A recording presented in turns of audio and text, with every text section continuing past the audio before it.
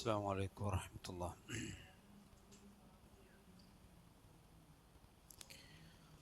الحمد لله والصلاة والسلام على رسول الله وعلى آله وأصحابه أجمعين أما بعد.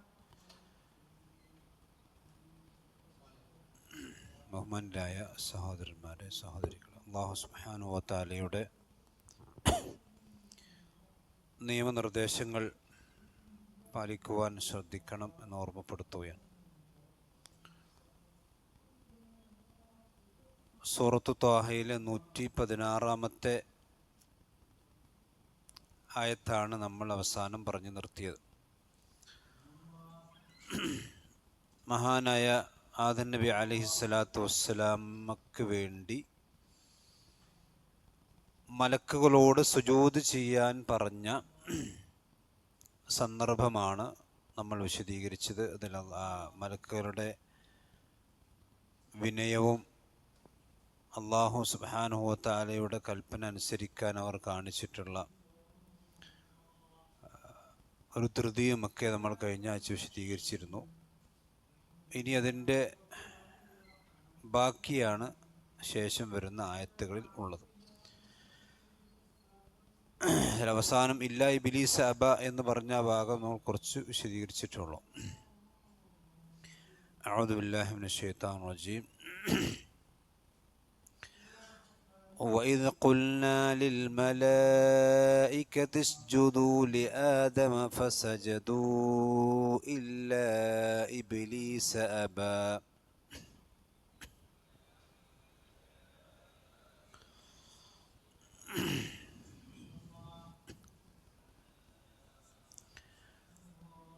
فَقُلْنَا يَا آدَمُ إِنَّ هَذَا عَدُوٌّ لَكَ وَلِزَوْجِكَ فَلَا يُخْرِجَنَّكُمَا مِنَ الْجَنَّةِ فَتَشْقَى.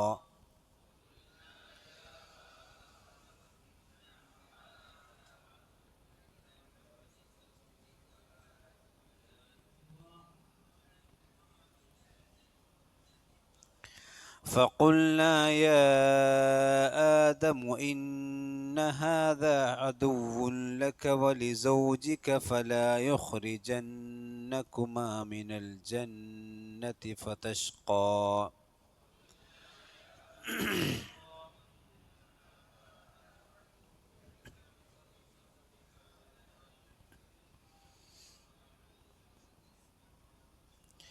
إِنَّ لَكَ أَلَّا تَجُوعَ فِيهَا وَلَا تَعْرَى.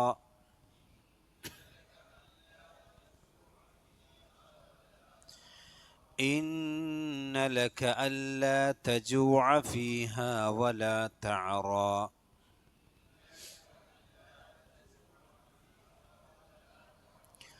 وَأَنَّكَ لَا تَظْمَأُ فِيهَا وَلَا تَضْحَى.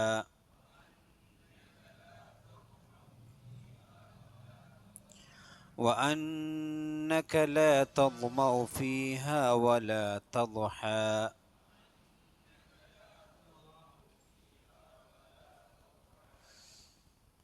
ഇതിലിപ്പോൾ ശ്രദ്ധിക്കാനുള്ള കഴിഞ്ഞ ആഴ്ച പറഞ്ഞു വഇദ് ഖുൽനാ ലിൽ മലായികത്തി ഇസ്ജുദൂ ലി ആദം ഫസജദൂ, അവിടെ നീട്ടണം ഇല്ലാ ഇബ്ലീസ. ഇബ് ബാ സുക്കൂനാണ്, ഹുറൂഫുൽ ഖൽഖലാണ്, അബ. പിന്നുള്ളത് ഫഖുൽനാ യാ ആദം, യാ എന്നുള്ളത് നീട്ടണം, ആദമു ഇന്ന ഹാദാ, അവിടെ ഇന്ന എന്നുള്ള മണിച്ചിട്ടാണ് ഓതേണ്ടത്. ഇന്ന ഹാദാ. പിന്നെ അദുവ്വുല്ലക, അദുവ്വുൻ ആ ലാമിനെ നൂനു തൻവീനെ ലാമിലേക്ക് ഇദ്ഗാം ചെയ്യണം. അദുവ്വുല്ലക എന്നാണ് ഓതേണ്ടത്. അദുവ്വുൻ ലക എന്നല്ല, അദുവ്വുല്ലക. വലിസൗജിക ഫലാ യുഖ്രിജന്നകുമാ, യുഖ്രിജന്ന ഖാ സുകൂനാണ്, തഫ്ഖീം, യുഖ്രിജന്നകുമാ മിനൽ ജന്ന, മിനൽ ജന്ന നൂനുസ് അവിടെ മണിക്കണം, ഫതഷ്ഖാ, ഫതഷ്ഖ എന്നല്ല തഷ്ഖാ എന്നാണ് നിർത്തേണ്ടത്. അതുപോലെ തന്നെ ഇന്നലക അല്ല തജൂഅ, അവിടെ ഇന്ന മണിച്ചാൽ മതി. ഇന്നലക അല്ല തജൂഅ ഫീഹ വല തഅറ. ഐനാണ് തഅറ, തഅറ എന്നാണ്. അതേപോലെ തന്നെ വ അന്നക, നൂന് മണിക്കണം. വ അന്നക ലാ തദ്മഉ,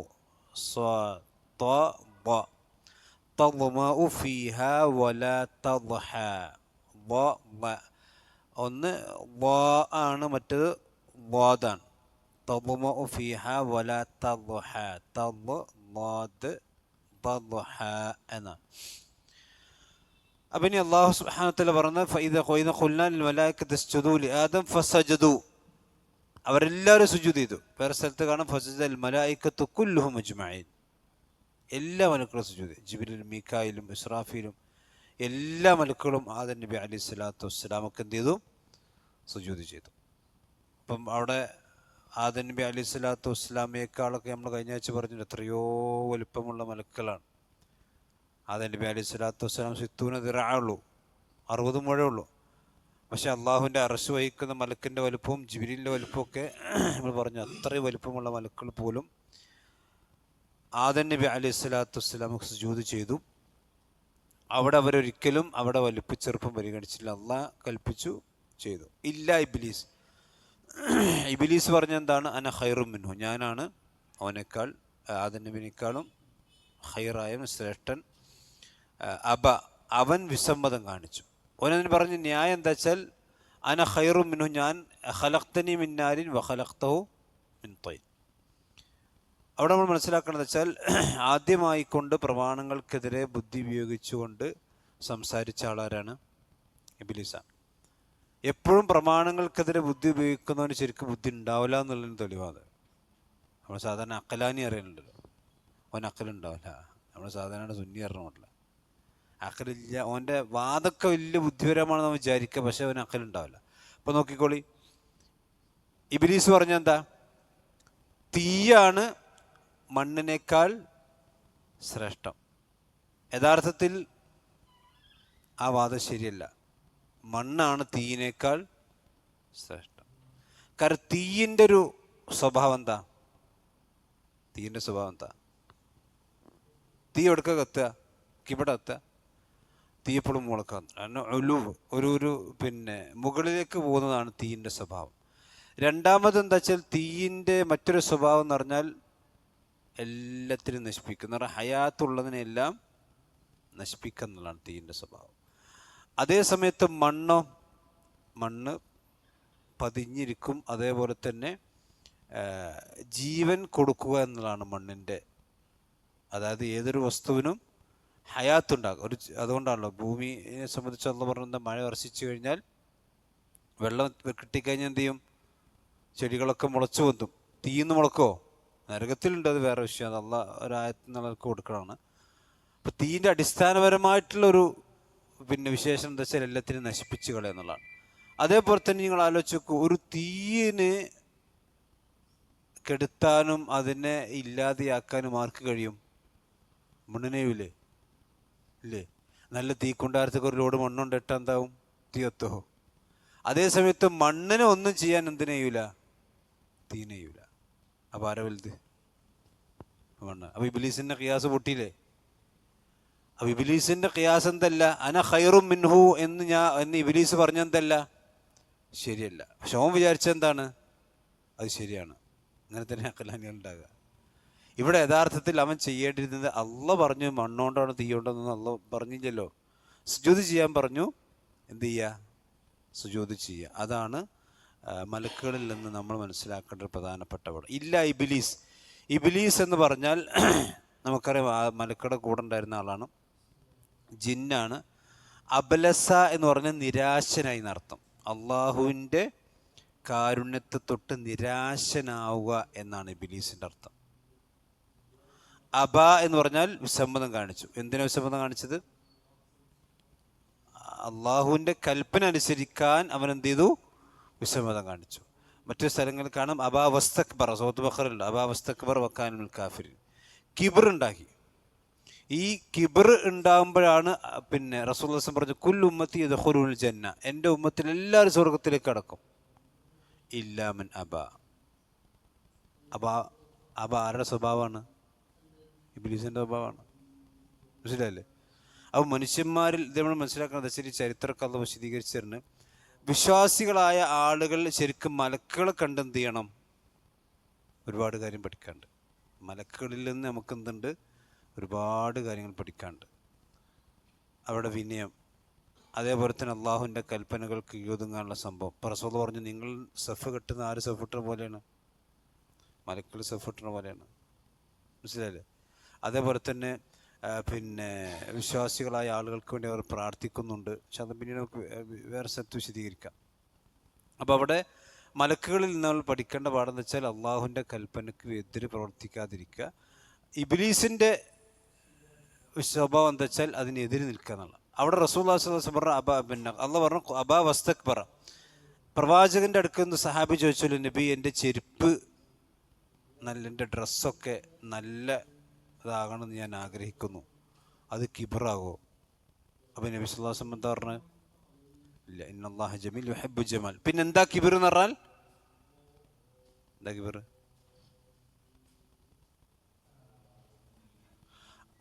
നബി സല്ലല്ലാഹു അലൈഹി വസല്ലം രണ്ട് കാര്യമാണ് കിബറിനെ പറ്റി പറഞ്ഞത്. ഒന്ന്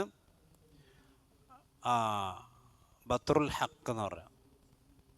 രണ്ടാമത്തത് ഹംതുന്നാസ്, അതായത് ജനങ്ങളെ. ബത്റുൽ ഹഖ് എന്ന് പറഞ്ഞാൽ സത്യത്തെ എന്ത് ചെയ്യുക? നിരാകരിക്കുക. അത് നമ്മളെ ചെയ്യും. അതാണ്, അതൊന്നും പറ്റില്ല. ഖുറാനുണ്ട്, അതൊന്നും പറ്റില്ല. അതന്നെ. ഹംതുന്നാസ് എന്ന് പറഞ്ഞാൽ ഓനിപ്പോ പറയാന് അതാണ് അവിടെ. ഇബ്ലീസിൻ്റെ എന്താ? അന ഖൈറുമിൻ, ഞാനല്ലേ വലുത്, ഓനാ. അതിനെവരെന്താക്കി? ചെറുതാക്കി.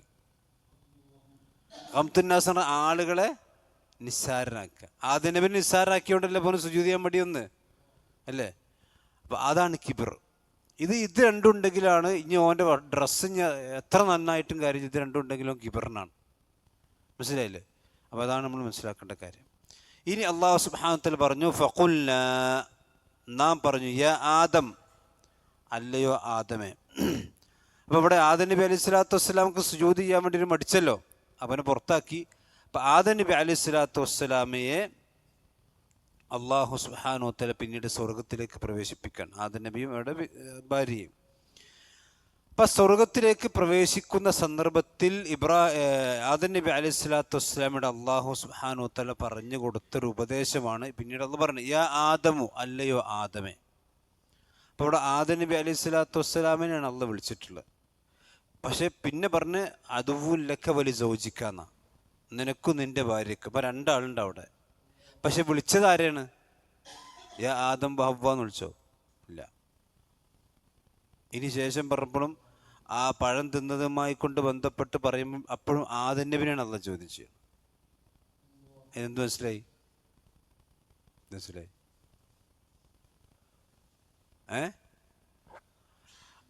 ഒരു ഇതിന്റെ നേതാവിനോടാണ് കൽപ്പിക്കുക, ഒരു സംഘത്തിലുള്ള. കുടുംബത്തിൽ ആദം നബിയും ഹവ്വാ ബീവിയും ഉള്ള കുടുംബത്തിൽ നേതാവാരാണ്? ഹവ്വാ ബീവി, ആദമാണ്. അതുകൊണ്ട് അർരിജാലു ഖവ്വാമുന അലൻ നിസാ ബിമാ ഫദ്ദലല്ലാഹു ബഅദഹും അലാ ബഅദ്. ഒരു കുടുംബത്തിന്റെ നാഥനോടാണ് കൽപ്പിക്കുക. അതുകൊണ്ടാണ് റസൂലുള്ളാഹി സ്വല്ലല്ലാഹു അലൈഹി വസല്ലം പിന്നെ പരലോകത്ത് എല്ലാ അമ്പിയാക്കന്മാരോടും ചോദ്യം ഉണ്ടല്ലോ. എല്ലാ നബിമാരോടും ആ സമുദായത്തിൽ നിർത്തിയിട്ട് എന്ത് ചെയ്യുന്നുണ്ട്? ചോദ്യം ചോദിക്കുന്നുണ്ട്. അതുപോലെ തന്നെ കുല്ലുക്കും റാഇൻ വകുല്ലുക്കും മസ്ഊലുൻ റഅയതിഹി.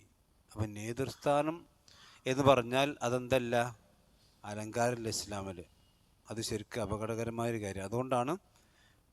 അതുകൊണ്ടാണ് നബി സല്ലല്ലാഹു അലൈഹി വസല്ലം പിന്നെ ഇവിടെ ആദം നബി അലൈഹി ഫഖുൽനാ യാ ആദമു, അവിടെ കൂടെ ആരും കൂടി ഉണ്ട്, ഹവ്വാ ബീവി ഉണ്ട്. ഹവ്വാ റളിയല്ലാഹു അൻഹ ഉണ്ടായിട്ടും ആദമിനോട് അള്ളാഹ് സംസാരിക്കും, ഇന്ന ഹാദാ അദുവ്വുൻ ലക. ഈ ചങ്ങായി ഉണ്ടല്ലോ, ഇവനെന്താണ്? അദുവ്വ് എന്ന് പറഞ്ഞതാ, ശത്രുവാണ്. അപ്പം അള്ളാഹു സുബ്ഹാനഹു വ തആല ആദ്യമായിക്കൊണ്ട് ശത്രുവിനെയാണ് ആദം നബി അലൈഹി സ്വലാത്തു വസ്സലാമക്ക് പഠിപ്പിച്ചു കൊടുക്കുന്നത്. ആദം നബിക്കും ഹവ്വാ ബീവിക്കും ആദ്യം പഠിപ്പിച്ചു കൊടുത്തു, ഇന്ന ഹാദാ അദുവ്വുൻ എന്ന് പറഞ്ഞാൽ ആ അദാവത്തിനൊരു കാരണം എന്താണ്? ഇബ്ലീസിനുണ്ടായിരുന്ന സൗകര്യങ്ങൾക്ക് തടസ്സമായി നിന്നത് ആരാണ്? ആദം നബിയുടെ സൃഷ്ടിപ്പല്ലേ. അതിന് നല്ല ഉഷാറായിട്ട് നടക്കില്ല. അള്ളാഹിൻ്റെ സ്ഥാനത്ത് മലക്കയുടെ കൂടെ ഒക്കെ ഇങ്ങനെ നല്ല രീതിയിൽ നടന്നപ്പോൾ അതിനൊരു തടസ്സം നിന്നാരാണ്? ആദമാണ്. അതിന് തടസ്സമൊന്നുമല്ല, പക്ഷെ അതിനും സുജൂദ് ചെയ്യാൻ വേണ്ടി പറഞ്ഞപ്പോഴാണ് എന്ത് ചെയ്യേണ്ടത്, പുറത്തുകൊണ്ടിരുന്നത്. അപ്പം അത് ആദമിൻ്റെ സൃഷ്ടിപ്പ്, മനുഷ്യൻ്റെ സൃഷ്ടിപ്പാണ് തൻ്റെ സുഖവാസത്തിന് തടസ്സമായത് എന്ന് ഇബ്ലീസ് മനസ്സിലാക്കി. ഇനി ആദമിനെ വിടാൻ പാടില്ല, ഇനി എന്ത് ചെയ്യാൻ പാടില്ല, വിടാൻ പാടില്ല. അതുകൊണ്ടാണ് അത് മനസ്സിലാക്കിയ പടച്ചോൻ ആദം നബി അലൈഹി സ്വലാത്തു വസ്സലാം കൊടുക്കുന്നത്, ഇന്നഹാദ അദുവ്വുൻ ലക വലിസൗജിക്, നിനക്കും നിന്റെ ഇണക്കും ആര് ശത്രുവാണ്, ഇബ്ലീസ് ശത്രു. അപ്പോൾ ഒരു വിശ്വാസിയായ മനുഷ്യൻ്റെ ഏറ്റവും വലിയ ശത്രു ചില ആൾക്കാർ ഇസ്രായേലാണ്, അമേരിക്കയാണ്, ജോർജ് ബുഷാണ്, നരേന്ദ്രമോദിയാണ്. അതൊക്കെ പിന്നെയാണ്. നമ്മുടെ ഒന്നാമത്തെ ശത്രു ആരാ, ഇബ്ലീസ് തന്നെ. കാരണം അമേരിക്ക ഇസ്രായേലും നമ്മൾ നരകത്ത് കളിച്ചുകൊണ്ട് പോകണില്ല, നമ്മൾ തൗഹീദ് അനുസരിച്ച് ജീവിച്ചാലും ചെയ്യാൻ പോകണില്ല. ഇനി ചെയ്താലും തൗഹീദ് ഉണ്ടെങ്കിൽ എന്ത് ചെയ്യും, സ്വർഗത്തിൽ കൂലിട്ടും, ഷഹീദിൻ്റെ കൂലിട്ടും ഇൻഷാ അല്ലാഹ്. അതേ സമയത്ത് ഈ ശൈത്താൻ അങ്ങനല്ല. പക്ഷെ ഇന്ന് പലപ്പോഴും എന്താ വെച്ചാൽ പിശാച് ശത്രുവാണെന്ന കാര്യം നമുക്കും അറിയില്ല. നമ്മളിപ്പോൾ ശൈത്താൻ്റെ ഇഷ്ടമുള്ള കാര്യങ്ങളൊക്കെ നമ്മളിങ്ങനെ ചെയ്തുകൊണ്ടിരിക്കുകയാണല്ലോ. ശൈത്താൻ എന്താ ശേഷം ഞാൻ പറയാം, അവിടെ വസ്ത്രവുമായി ബന്ധപ്പെട്ട പിശാചിന് എന്താണോ ഇഷ്ടം അതാണ് ഇപ്പോൾ നമ്മൾ എന്ത് ചെയ്യണത്. ചിലപ്പോൾ നിങ്ങൾ ആലോചിച്ച്, ഈ ആദം നബിക്ക് മലക്കൾ സുജൂദ് ചെയ്ത് അള്ളാഹ് പറഞ്ഞു കേട്ടനുസരിച്ച്, ഇബ്ലീസോ അള്ളാഹ് പറഞ്ഞു കേട്ടില്ല. ഈ രണ്ട് സ്വഭാവത്തിൽ ഇന്നിപ്പോൾ ഇബ്ലീസിൻ്റെ സ്വഭാവമാണ് നമ്മുടെ സമുദായത്തിൽ കൂടുതൽ, മലക്കളുടെ സ്വഭാവമാണ് കൂടുതൽ. നമ്മുടെ കൗമിൽ നിന്ന് എടുത്തു വെക്കുക, ഇബ്ലീസിൻ്റെ സ്വഭാവമാണോ നമ്മുടെ കൗമിൽ ഇപ്പം ഇന്ന് കൂടുതൽ, അതോ മലക്കളുടെ സ്വഭാവമാണോ? അള്ളാഹ് എന്ത് പറഞ്ഞാൽ ഓക്കെ, നോ കമാൻഡ്, അനുസരിക്കുന്നവർ വളരെ കുറവല്ലേ. അള്ളാഹ് റസൂലും പറഞ്ഞ അതിപ്പോൾ അങ്ങനെ ഇവിടെ പറയാൻ പറ്റില്ല, അതിപ്പോൾ നമ്മുടെ ബുദ്ധിക്കെതിരല്ലേ, അപ്പോൾ ഖുർആനെതിരല്ലേ, അങ്ങനെയല്ലേ ഇങ്ങനെയല്ലേ, അതൊക്കെ അത് പറയുന്ന ആളുകളാണ് അധികവും. മനസ്സിലായില്ല? കാരണം ഇബ്ലീസ് പറഞ്ഞിട്ടുണ്ട് അല്ലാഹു സുബ്ഹാനഹു വ തആലയോട്, പിന്നെ ഇറങ്ങിപ്പോരുമ്പോൾ അവനെ പുറത്താക്കിയിരുന്നു, ലഅഖഉദന്ന ലഹും സിറാത്തക്കൽ മുസ്തഖീം സുമ്മ ലആതിയന്നഹും മിൻ ബൈനി ഐദീഹിം വമിൻ ഖൽഫിഹിം വഅയ്മാനിഹിം വശമാലിഹിം വലാ തജിദു അക്തറഹും ശാകിരീൻ. ഇതവൻ്റെ കരാറാണ് അള്ളാഹിനോടുള്ള. എന്താ കരാർ എന്ന് പറയുക, ലഅഖഉദന്ന ലഹും സിറാത്തക്കൽ മുസ്തഖീം. എന്താ പറഞ്ഞ്, ഞാൻ വെറുതെ അവൻ എടുക്കുന്നല്ല, ഞാൻ ഇരിക്കുക തന്നെ ചെയ്യും. എവിടെ? നിന്റെ സിറാത്ത് മുസ്തഖീമിൽ. അപ്പോൾ ആർക്ക് സിറാത്ത് മുസ്തഖീം അറിയാം? ഇബ്ലീസിന് നല്ലോ അറിയാം. ആരാണ് യഥാർത്ഥ അഹ്ലുസുന്ന എന്നും ആരാണ് ഹക്കിലുള്ളതെന്നും ആർക്കറിയാം? മനുഷ്യന്മാർക്ക് ചിലപ്പോൾ കൺഫ്യൂഷൻ ഉണ്ടാവും, ഇബ്ലീസിന് ഒരു കൺഫ്യൂഷനും ഇല്ല. അവിടെ ഇരിക്കുന്ന പറഞ്ഞ്, കാരണം എന്താ, അവിടെ എണ്ണം ചൂണ്ടിലിട്ടുണ്ട്. മക്കളോടത്തൊക്കെ എന്താ അവൻ്റെ അര കുത്തിക്കഴിഞ്ഞ്, മക്കളൊക്കെ കുത്തിയവൻ്റെ കൊട്ടയിലായി കഴിഞ്ഞ്, ഇനി കൊട്ടയിലാക്കാനുള്ള ആരെയാണ്? ഈ സിറാത്ത് മുസ്തഖീം. ഇനിയോ അവൻ്റെ പണി നോക്കണം. സുമ്മ ലആതിയന്നഹും, ഞാൻ അവരുടെ അടുക്കിലേക്ക് ചെല്ലുക തന്നെ ചെയ്യും, മിൻ ബൈനി ഐദീഹിം, മുന്നുകൂടെ ചെല്ലും. മുന്നുകൂടെ ചെന്നിട്ട് കിട്ടണില്ലെങ്കിലോ ചങ്ങായി പോട്ടെ, ബാക്ക് കൂടെ ചെല്ലും. ബാക്ക് കൂടെ കിട്ടണില്ലല്ലോ പോട്ടറില്ല, വലത്തോടത്ത് കൂടെ ചെല്ലും, ഇടത്തോടത്ത് 4 ഭാഗത്തു കൂടി ചെല്ലുന്നല്ല പറഞ്ഞു. ഇത് അവൻ്റെ കരാറാണ്. വലാ തജിദു അക്തറഹും ശാകിരീൻ. നിന്റെ ആദമിൻ്റെ കുട്ടികളിൽ നിന്ന് അധിക മനുഷ്യന്മാരിൽ നിനക്ക് നന്ദി ചെയ്യുന്നവരായിക്കൊണ്ട് നിനക്ക് കാണാൻ കഴിയില്ല. ഇതോന് ഏത് ആദം നബി ഹവ്വാ ബീവി മാത്രം ഉണ്ടായപ്പം അള്ളാഹിൻ്റെ മുമ്പിന്ന് കരാറെടുത്ത് പോന്നിട്ട് ഓനെന്താ പണി, കിടന്നുറങ്ങുക അല്ല, ഓമ്പടെ പണിയെടുത്തുകൊണ്ടേ നിൽക്കാൻ. നമ്മൾ നല്ലോണം സൂക്ഷിക്കണം. അള്ളാഹു നമ്മളെയും കാത്തുരക്ഷിക്കുമാറാവട്ടെ. അതുപോലൊക്കെ വലിസോജിക്ക, നിന്റെ ഇണക്ക് ഉള്ള ശത്രുവാണ്. ഫലാ യുഖ്രിജന്നകുമാ മിനൽ ജന്ന.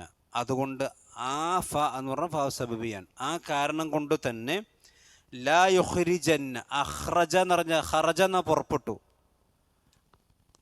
ഖറജ എന്ന് പറഞ്ഞാൽ പുറത്തേക്ക് പോയി എന്നർത്ഥം. അഖ്റജ എന്ന് പറഞ്ഞാലോ പുറത്താക്കി. അഖ്റജ് ഉഖ്റുജത്തുല്ലാഹ് കേട്ടില്ലേ എൻ്റെ റുഖിയ ഹദീസിൽ, ഉഖ്റുജ്. ഇപ്പം നമ്മൾ സാധാരണ ഈ എക്സിറ്റ് പറയും, നമ്മൾ ഹൈവേയിലൊക്കെ ഉണ്ടാവില്ല ഖുറൂജ്, മഖ്റജ് എന്നൊക്കെ ഉണ്ടാവും. അതാണ് ഖറജ് എന്ന് പറഞ്ഞാൽ പുറത്തേക്ക് പോകുന്നു. അപ്പം അഖ്റജ എന്ന് പറഞ്ഞാൽ പുറത്താക്കി.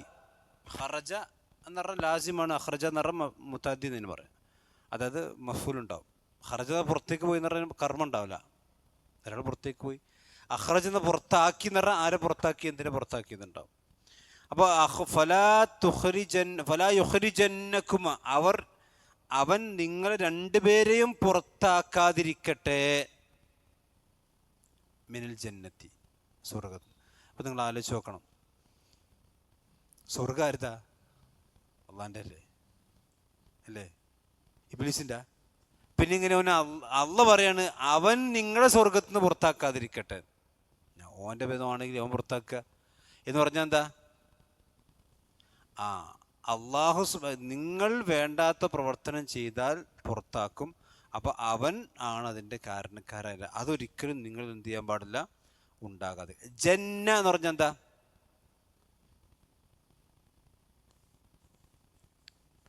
ജന്നത്തെ മുമ്പ് പറഞ്ഞണല്ലോ, ഒരു ദിവസം പറഞ്ഞില്ലേ? ഇല്ല?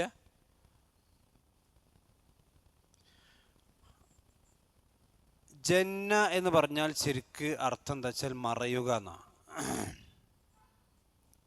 അതായത് ഒരു മറഞ്ഞു നിൽക്കണ സംഗതികൾക്കാണ് എന്താ പറയുക, ഒരു മറ ഉണ്ടാവും, ജന്നത്ത്. ഇപ്പം നമ്മൾ ജിന്ന് അറിയില്ലേ? ജിന്ന് എഴുതുന്നുണ്ടോ? ജന്ന. ജിന്നെന്താ? ജിന്ന് ആരെയും കണ്ടിരണോ? നമ്മളൊക്കെ ജിന്നെന്ന് ആൾക്കാർ പറയല്, പക്ഷെ യഥാർത്ഥ ജിന്നിനെ ആരെയും കണ്ടിരണോ? ഇല്ലല്ലോ.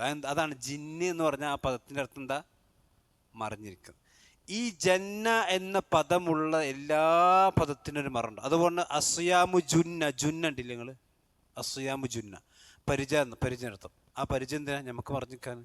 വെട്ട് കിട്ടുമ്പം നമുക്ക് മറുപിടിക്കാനാണ് എന്ത്? ജുന്നത്ത്. അതാ പറഞ്ഞു. തോട്ടത്തിന് അതിൽ നിന്നാണ് തോട്ടത്തിന് ജന്നത്ത് ഉണ്ടായത്. ജന്നത്തിന് എന്ന് പറഞ്ഞാൽ തോട്ടം എന്നർത്ഥം, തോട്ടം. അപ്പം ഈ തോട്ടത്തിലൂടെ മറ, അവിടെ മറണ്ടോ? നമ്മൾ പറഞ്ഞു ജന്ന എന്നുള്ള പദം ഉപയോഗിച്ചുണ്ടായെന്നില്ല, ഒരു മറ ഉണ്ടാവും, ഒരു മറവുണ്ടാവും. അപ്പം ഇതിൽ തോട്ടത്തിലൂടെ മറ. എങ്ങനെയുള്ള തോട്ടങ്ങൾക്കാണ് ജന്നത്ത് എന്നറിയാലോ? അതായത് സമൃദ്ധമായ മരങ്ങൾ തിങ്ങി നിൽക്കുന്ന തോട്ടം. അപ്പോൾ ഇവിടുന്ന് അടിയിൽ നിന്ന് നോക്കിയാൽ ആകാശം കാണില്ല, ആകാശത്ത് നോക്കിയാൽ ഭൂമി കാണും. അങ്ങനത്തെ തന്നെയാണ് എന്താ പറയുക, ജന്നത്ത്. അല്ലാതെ നമ്മൾ പോലെ രണ്ട് തെങ്ങ് ഉണ്ടെങ്കിൽ ഇത് ജന്നത്താണെന്ന് അറിയില്ല, പറമ്പെന്ന് തന്നെ അറിയുള്ളൂ. ജന്നത്ത് എന്ന് പറഞ്ഞതാണ് അള്ളാഹു ഖുർആന്റെ പിന്നെ സ്വർഗത്തെ പറ്റി പറഞ്ഞൊക്കെ ജന്നത്ത് എന്നാണ്. നിറൽ മനുഷ്യന്മാരുടെ കണ്ണുകൾക്ക് ആനന്ദമുണ്ടാക്കുന്ന രീതിയിലുള്ള സമൃദ്ധമായ ഇടതൂർന്ന തോട്ടങ്ങൾ, അതിനാണ് ജന്നത്ത് എന്ന് പറയുന്നത്. അതല്ലാതെ നമ്മൾ സാധാരണ ഇവിടെ തെങ്ങ് 4 തെങ്ങുണ്ടെങ്കിൽ ഇതിൻ്റെ തോട്ടാണ്, നമ്മൾ സാധാരണ ഇതിൻ്റെ തെങ്ങും തോട്ടം പറയും. പക്ഷെ അറബി ഭാഷയിൽ ജന്നത്ത് എന്ന പദം വന്നത് എവിടെ നിന്നാണ്? അതായത് ഭൂമി ഇതിൽ നിന്ന് നോക്കുമ്പോൾ ആകാശം മറക്കപ്പെടുന്നു, ആകാശത്ത് നോക്കുമ്പോൾ ഭൂമി മറക്കപ്പെടും, ഒരു മറണ്ട് അവിടെ. അതിനാണ് ജന്നത്ത്. ജിന്ന എന്നുണ്ടായതാണ്. അതുപോലെ ഫലമ്മ ജന്ന അലഹില്ലയിലു കണ്ടില്ലേ, ഖുറാനിലുണ്ടല്ലോ. രാത്രി അവർ ഇരുൾ മറഞ്ഞപ്പോൾ, ജന്നല്ലയിലും എന്ന് പറഞ്ഞാൽ രാത്രി മറയെന്നർത്ഥം. അപ്പം ഇവിടെ ജന്നത്ത് കൊണ്ട് ഉദ്ദേശം എന്താ വെച്ചാൽ ആദം നബി അലൈഹി സ്വലാത്തു വസ്സലാം ജീവിച്ച ജന്നത്ത്. ഈ ജന്നത്ത് യഥാർത്ഥ നമുക്ക് മരണത്തിന് ശേഷം പോകാനുള്ള ജന്നത്താണോ അതല്ല ഭൂമിയിലെ ജന്നത്താണോ എന്നല്ല പണ്ഡിതന്മാർക്ക് സഹാബത്തിന്റെ കാലം മുതലേ തർക്കമുണ്ട്. വല്ലാഹു ആലം, റാജിഹായ അഭിപ്രായം എന്താ വെച്ചാൽ അത് യഥാർത്ഥ സ്വർഗം തന്നെയാണെന്നുള്ളതാണ്. പക്ഷെ ഭൂമിയിലെ ഒരു തോട്ടമായിരുന്നു എന്നുള്ളതും പണ്ഡിതന്മാർക്ക് അഭിപ്രായമുണ്ട്. ഇബ്നു കസീർ റഹ്മത്തുള്ളാഹി അലൈഹി അദ്ദേഹത്തിൻ്റെ ബിദായ വന്നിഹായിൽ വളരെ വിശദമായിട്ട് ഇത് വിശദീകരിച്ചിട്ടുണ്ട്. ഇമാം ശൻഖീത്തിയും അത് വിശദീകരിച്ചിട്ടുണ്ട്. അപ്പോൾ അതിൽ പിന്നെ രണ്ടു കൂട്ടർക്കും ചില ന്യായങ്ങളൊക്കെ ഉണ്ട്. പക്ഷേ റാജിഹായ ഖൗൽ ഏതാ വെച്ചാൽ യഥാർത്ഥത്തിൽ സ്വർഗം തന്നെയായിരുന്നു എന്നുള്ളതാണ്. അപ്പം ആ സ്വർഗത്തിൽ നിന്ന് നിങ്ങളെ ഇബ്ലീസ് പുറത്താക്കാതിരിക്കട്ടെ. അങ്ങനെ പുറത്താക്കിയാൽ ഫതശ്ഖാ, നീ എന്ത് ചെയ്യും? ഷഖി എന്ന് പറഞ്ഞാൽ ദൗർഭാഗ്യവാൻ, ഭാഗ്യം കെട്ടവെന്നർത്ഥം, ഭാഗ്യമില്ലാത്തവൻ. ഷഖി, ഷഖ എന്ന് പറഞ്ഞാൽ ഷക്ക, 2 വ്യത്യാസം കേട്ടോ. ഷക്ക എന്ന് പറഞ്ഞാൽ ആവലാതി പറഞ്ഞാ, അതേസമയത്ത് ഷഖ എന്ന് പറഞ്ഞാലോ ഭാഗ്യമില്ലാതെയായി, ഭാഗ്യം കെട്ടു. ഷഖ, അതാണ് ഷഖി. ഷഖി എന്ന് പറഞ്ഞാൽ നിർഭാഗ്യവാൻ എന്നർത്ഥം. അപ്പൊ ഇവിടെ സ്വർഗത്തിൽ നിന്ന് നിങ്ങൾ 2 പേരെയും അവൻ പുറത്താക്കാതിരിക്കട്ടെ. അങ്ങനെ വന്നാൽ ഫതശ്ഖാ, നീ എന്ത് ചെയ്യും? ഭാഗ്യം കിട്ടും. നിങ്ങൾ ആലോചിച്ച് നോക്കൂ, സ്വർഗത്തിൽ നിന്നൊരു മനുഷ്യനെ പുറത്താക്കുക എന്ന് പറഞ്ഞാൽ അതിന് വലിയ ദൗർഭാഗ്യം ഉണ്ടോ?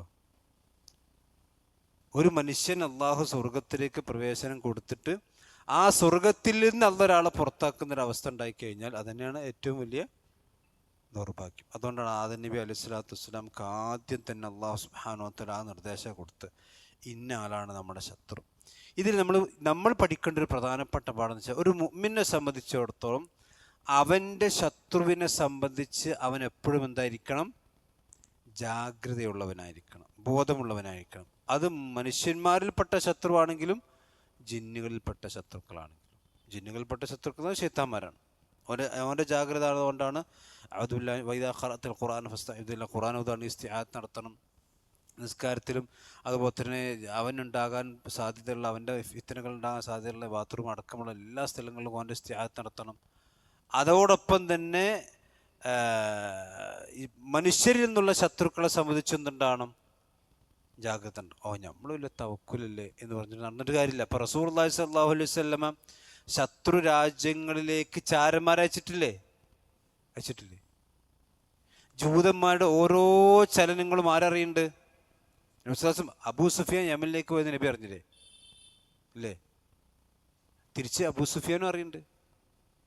അപ്പം നമുക്ക് വേണമെങ്കിൽ നബിക്ക് വഹിയുണ്ട് എന്നാണ് പറയുക.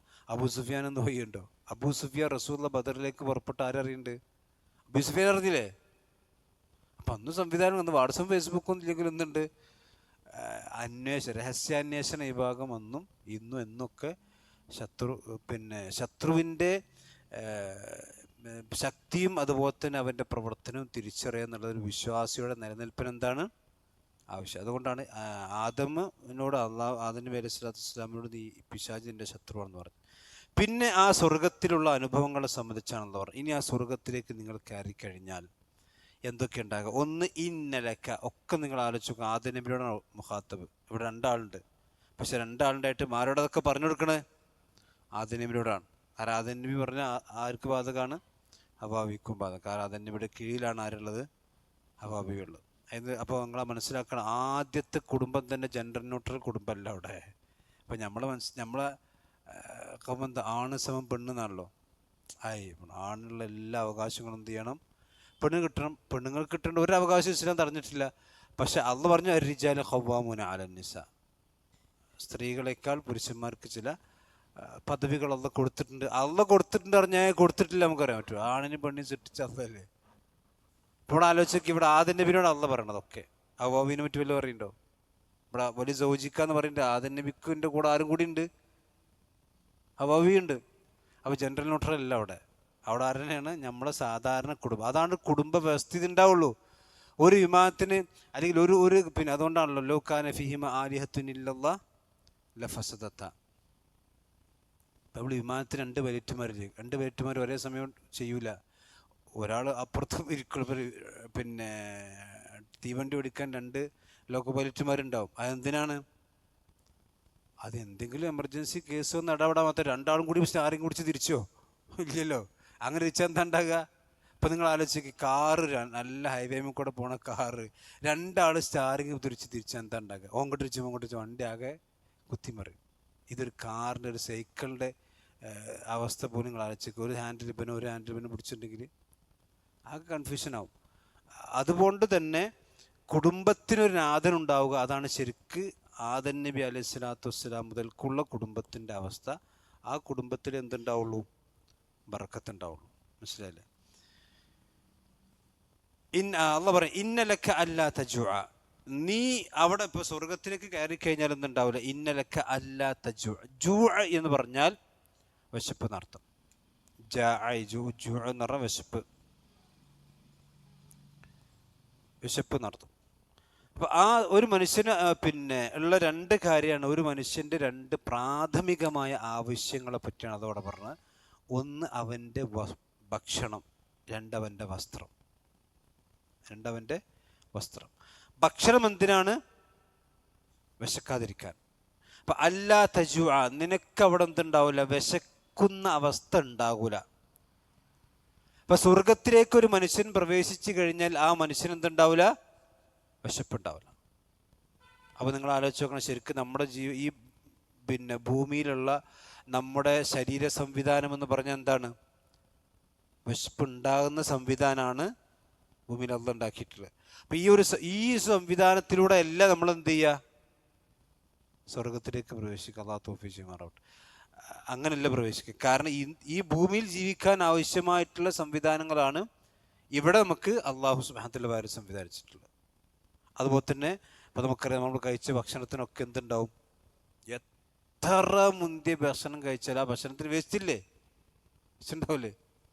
അതാണ് കാഷ്ടിയുടെ പുറത്തുമാണ്. എത്ര മുന്തിയ ഭക്ഷണം കഴിച്ചാലും ഓൻ ബാത്റൂം പോകാൻ ഉണ്ടാവുമോ? ബാത്റൂമും പോയി വരും. കാരണം ഈ ഭക്ഷണത്തിലൊക്കെ എന്തുണ്ടാവും. പക്ഷെ പരലോകത്ത് സ്വർഗത്തിലുണ്ടാവില്ല.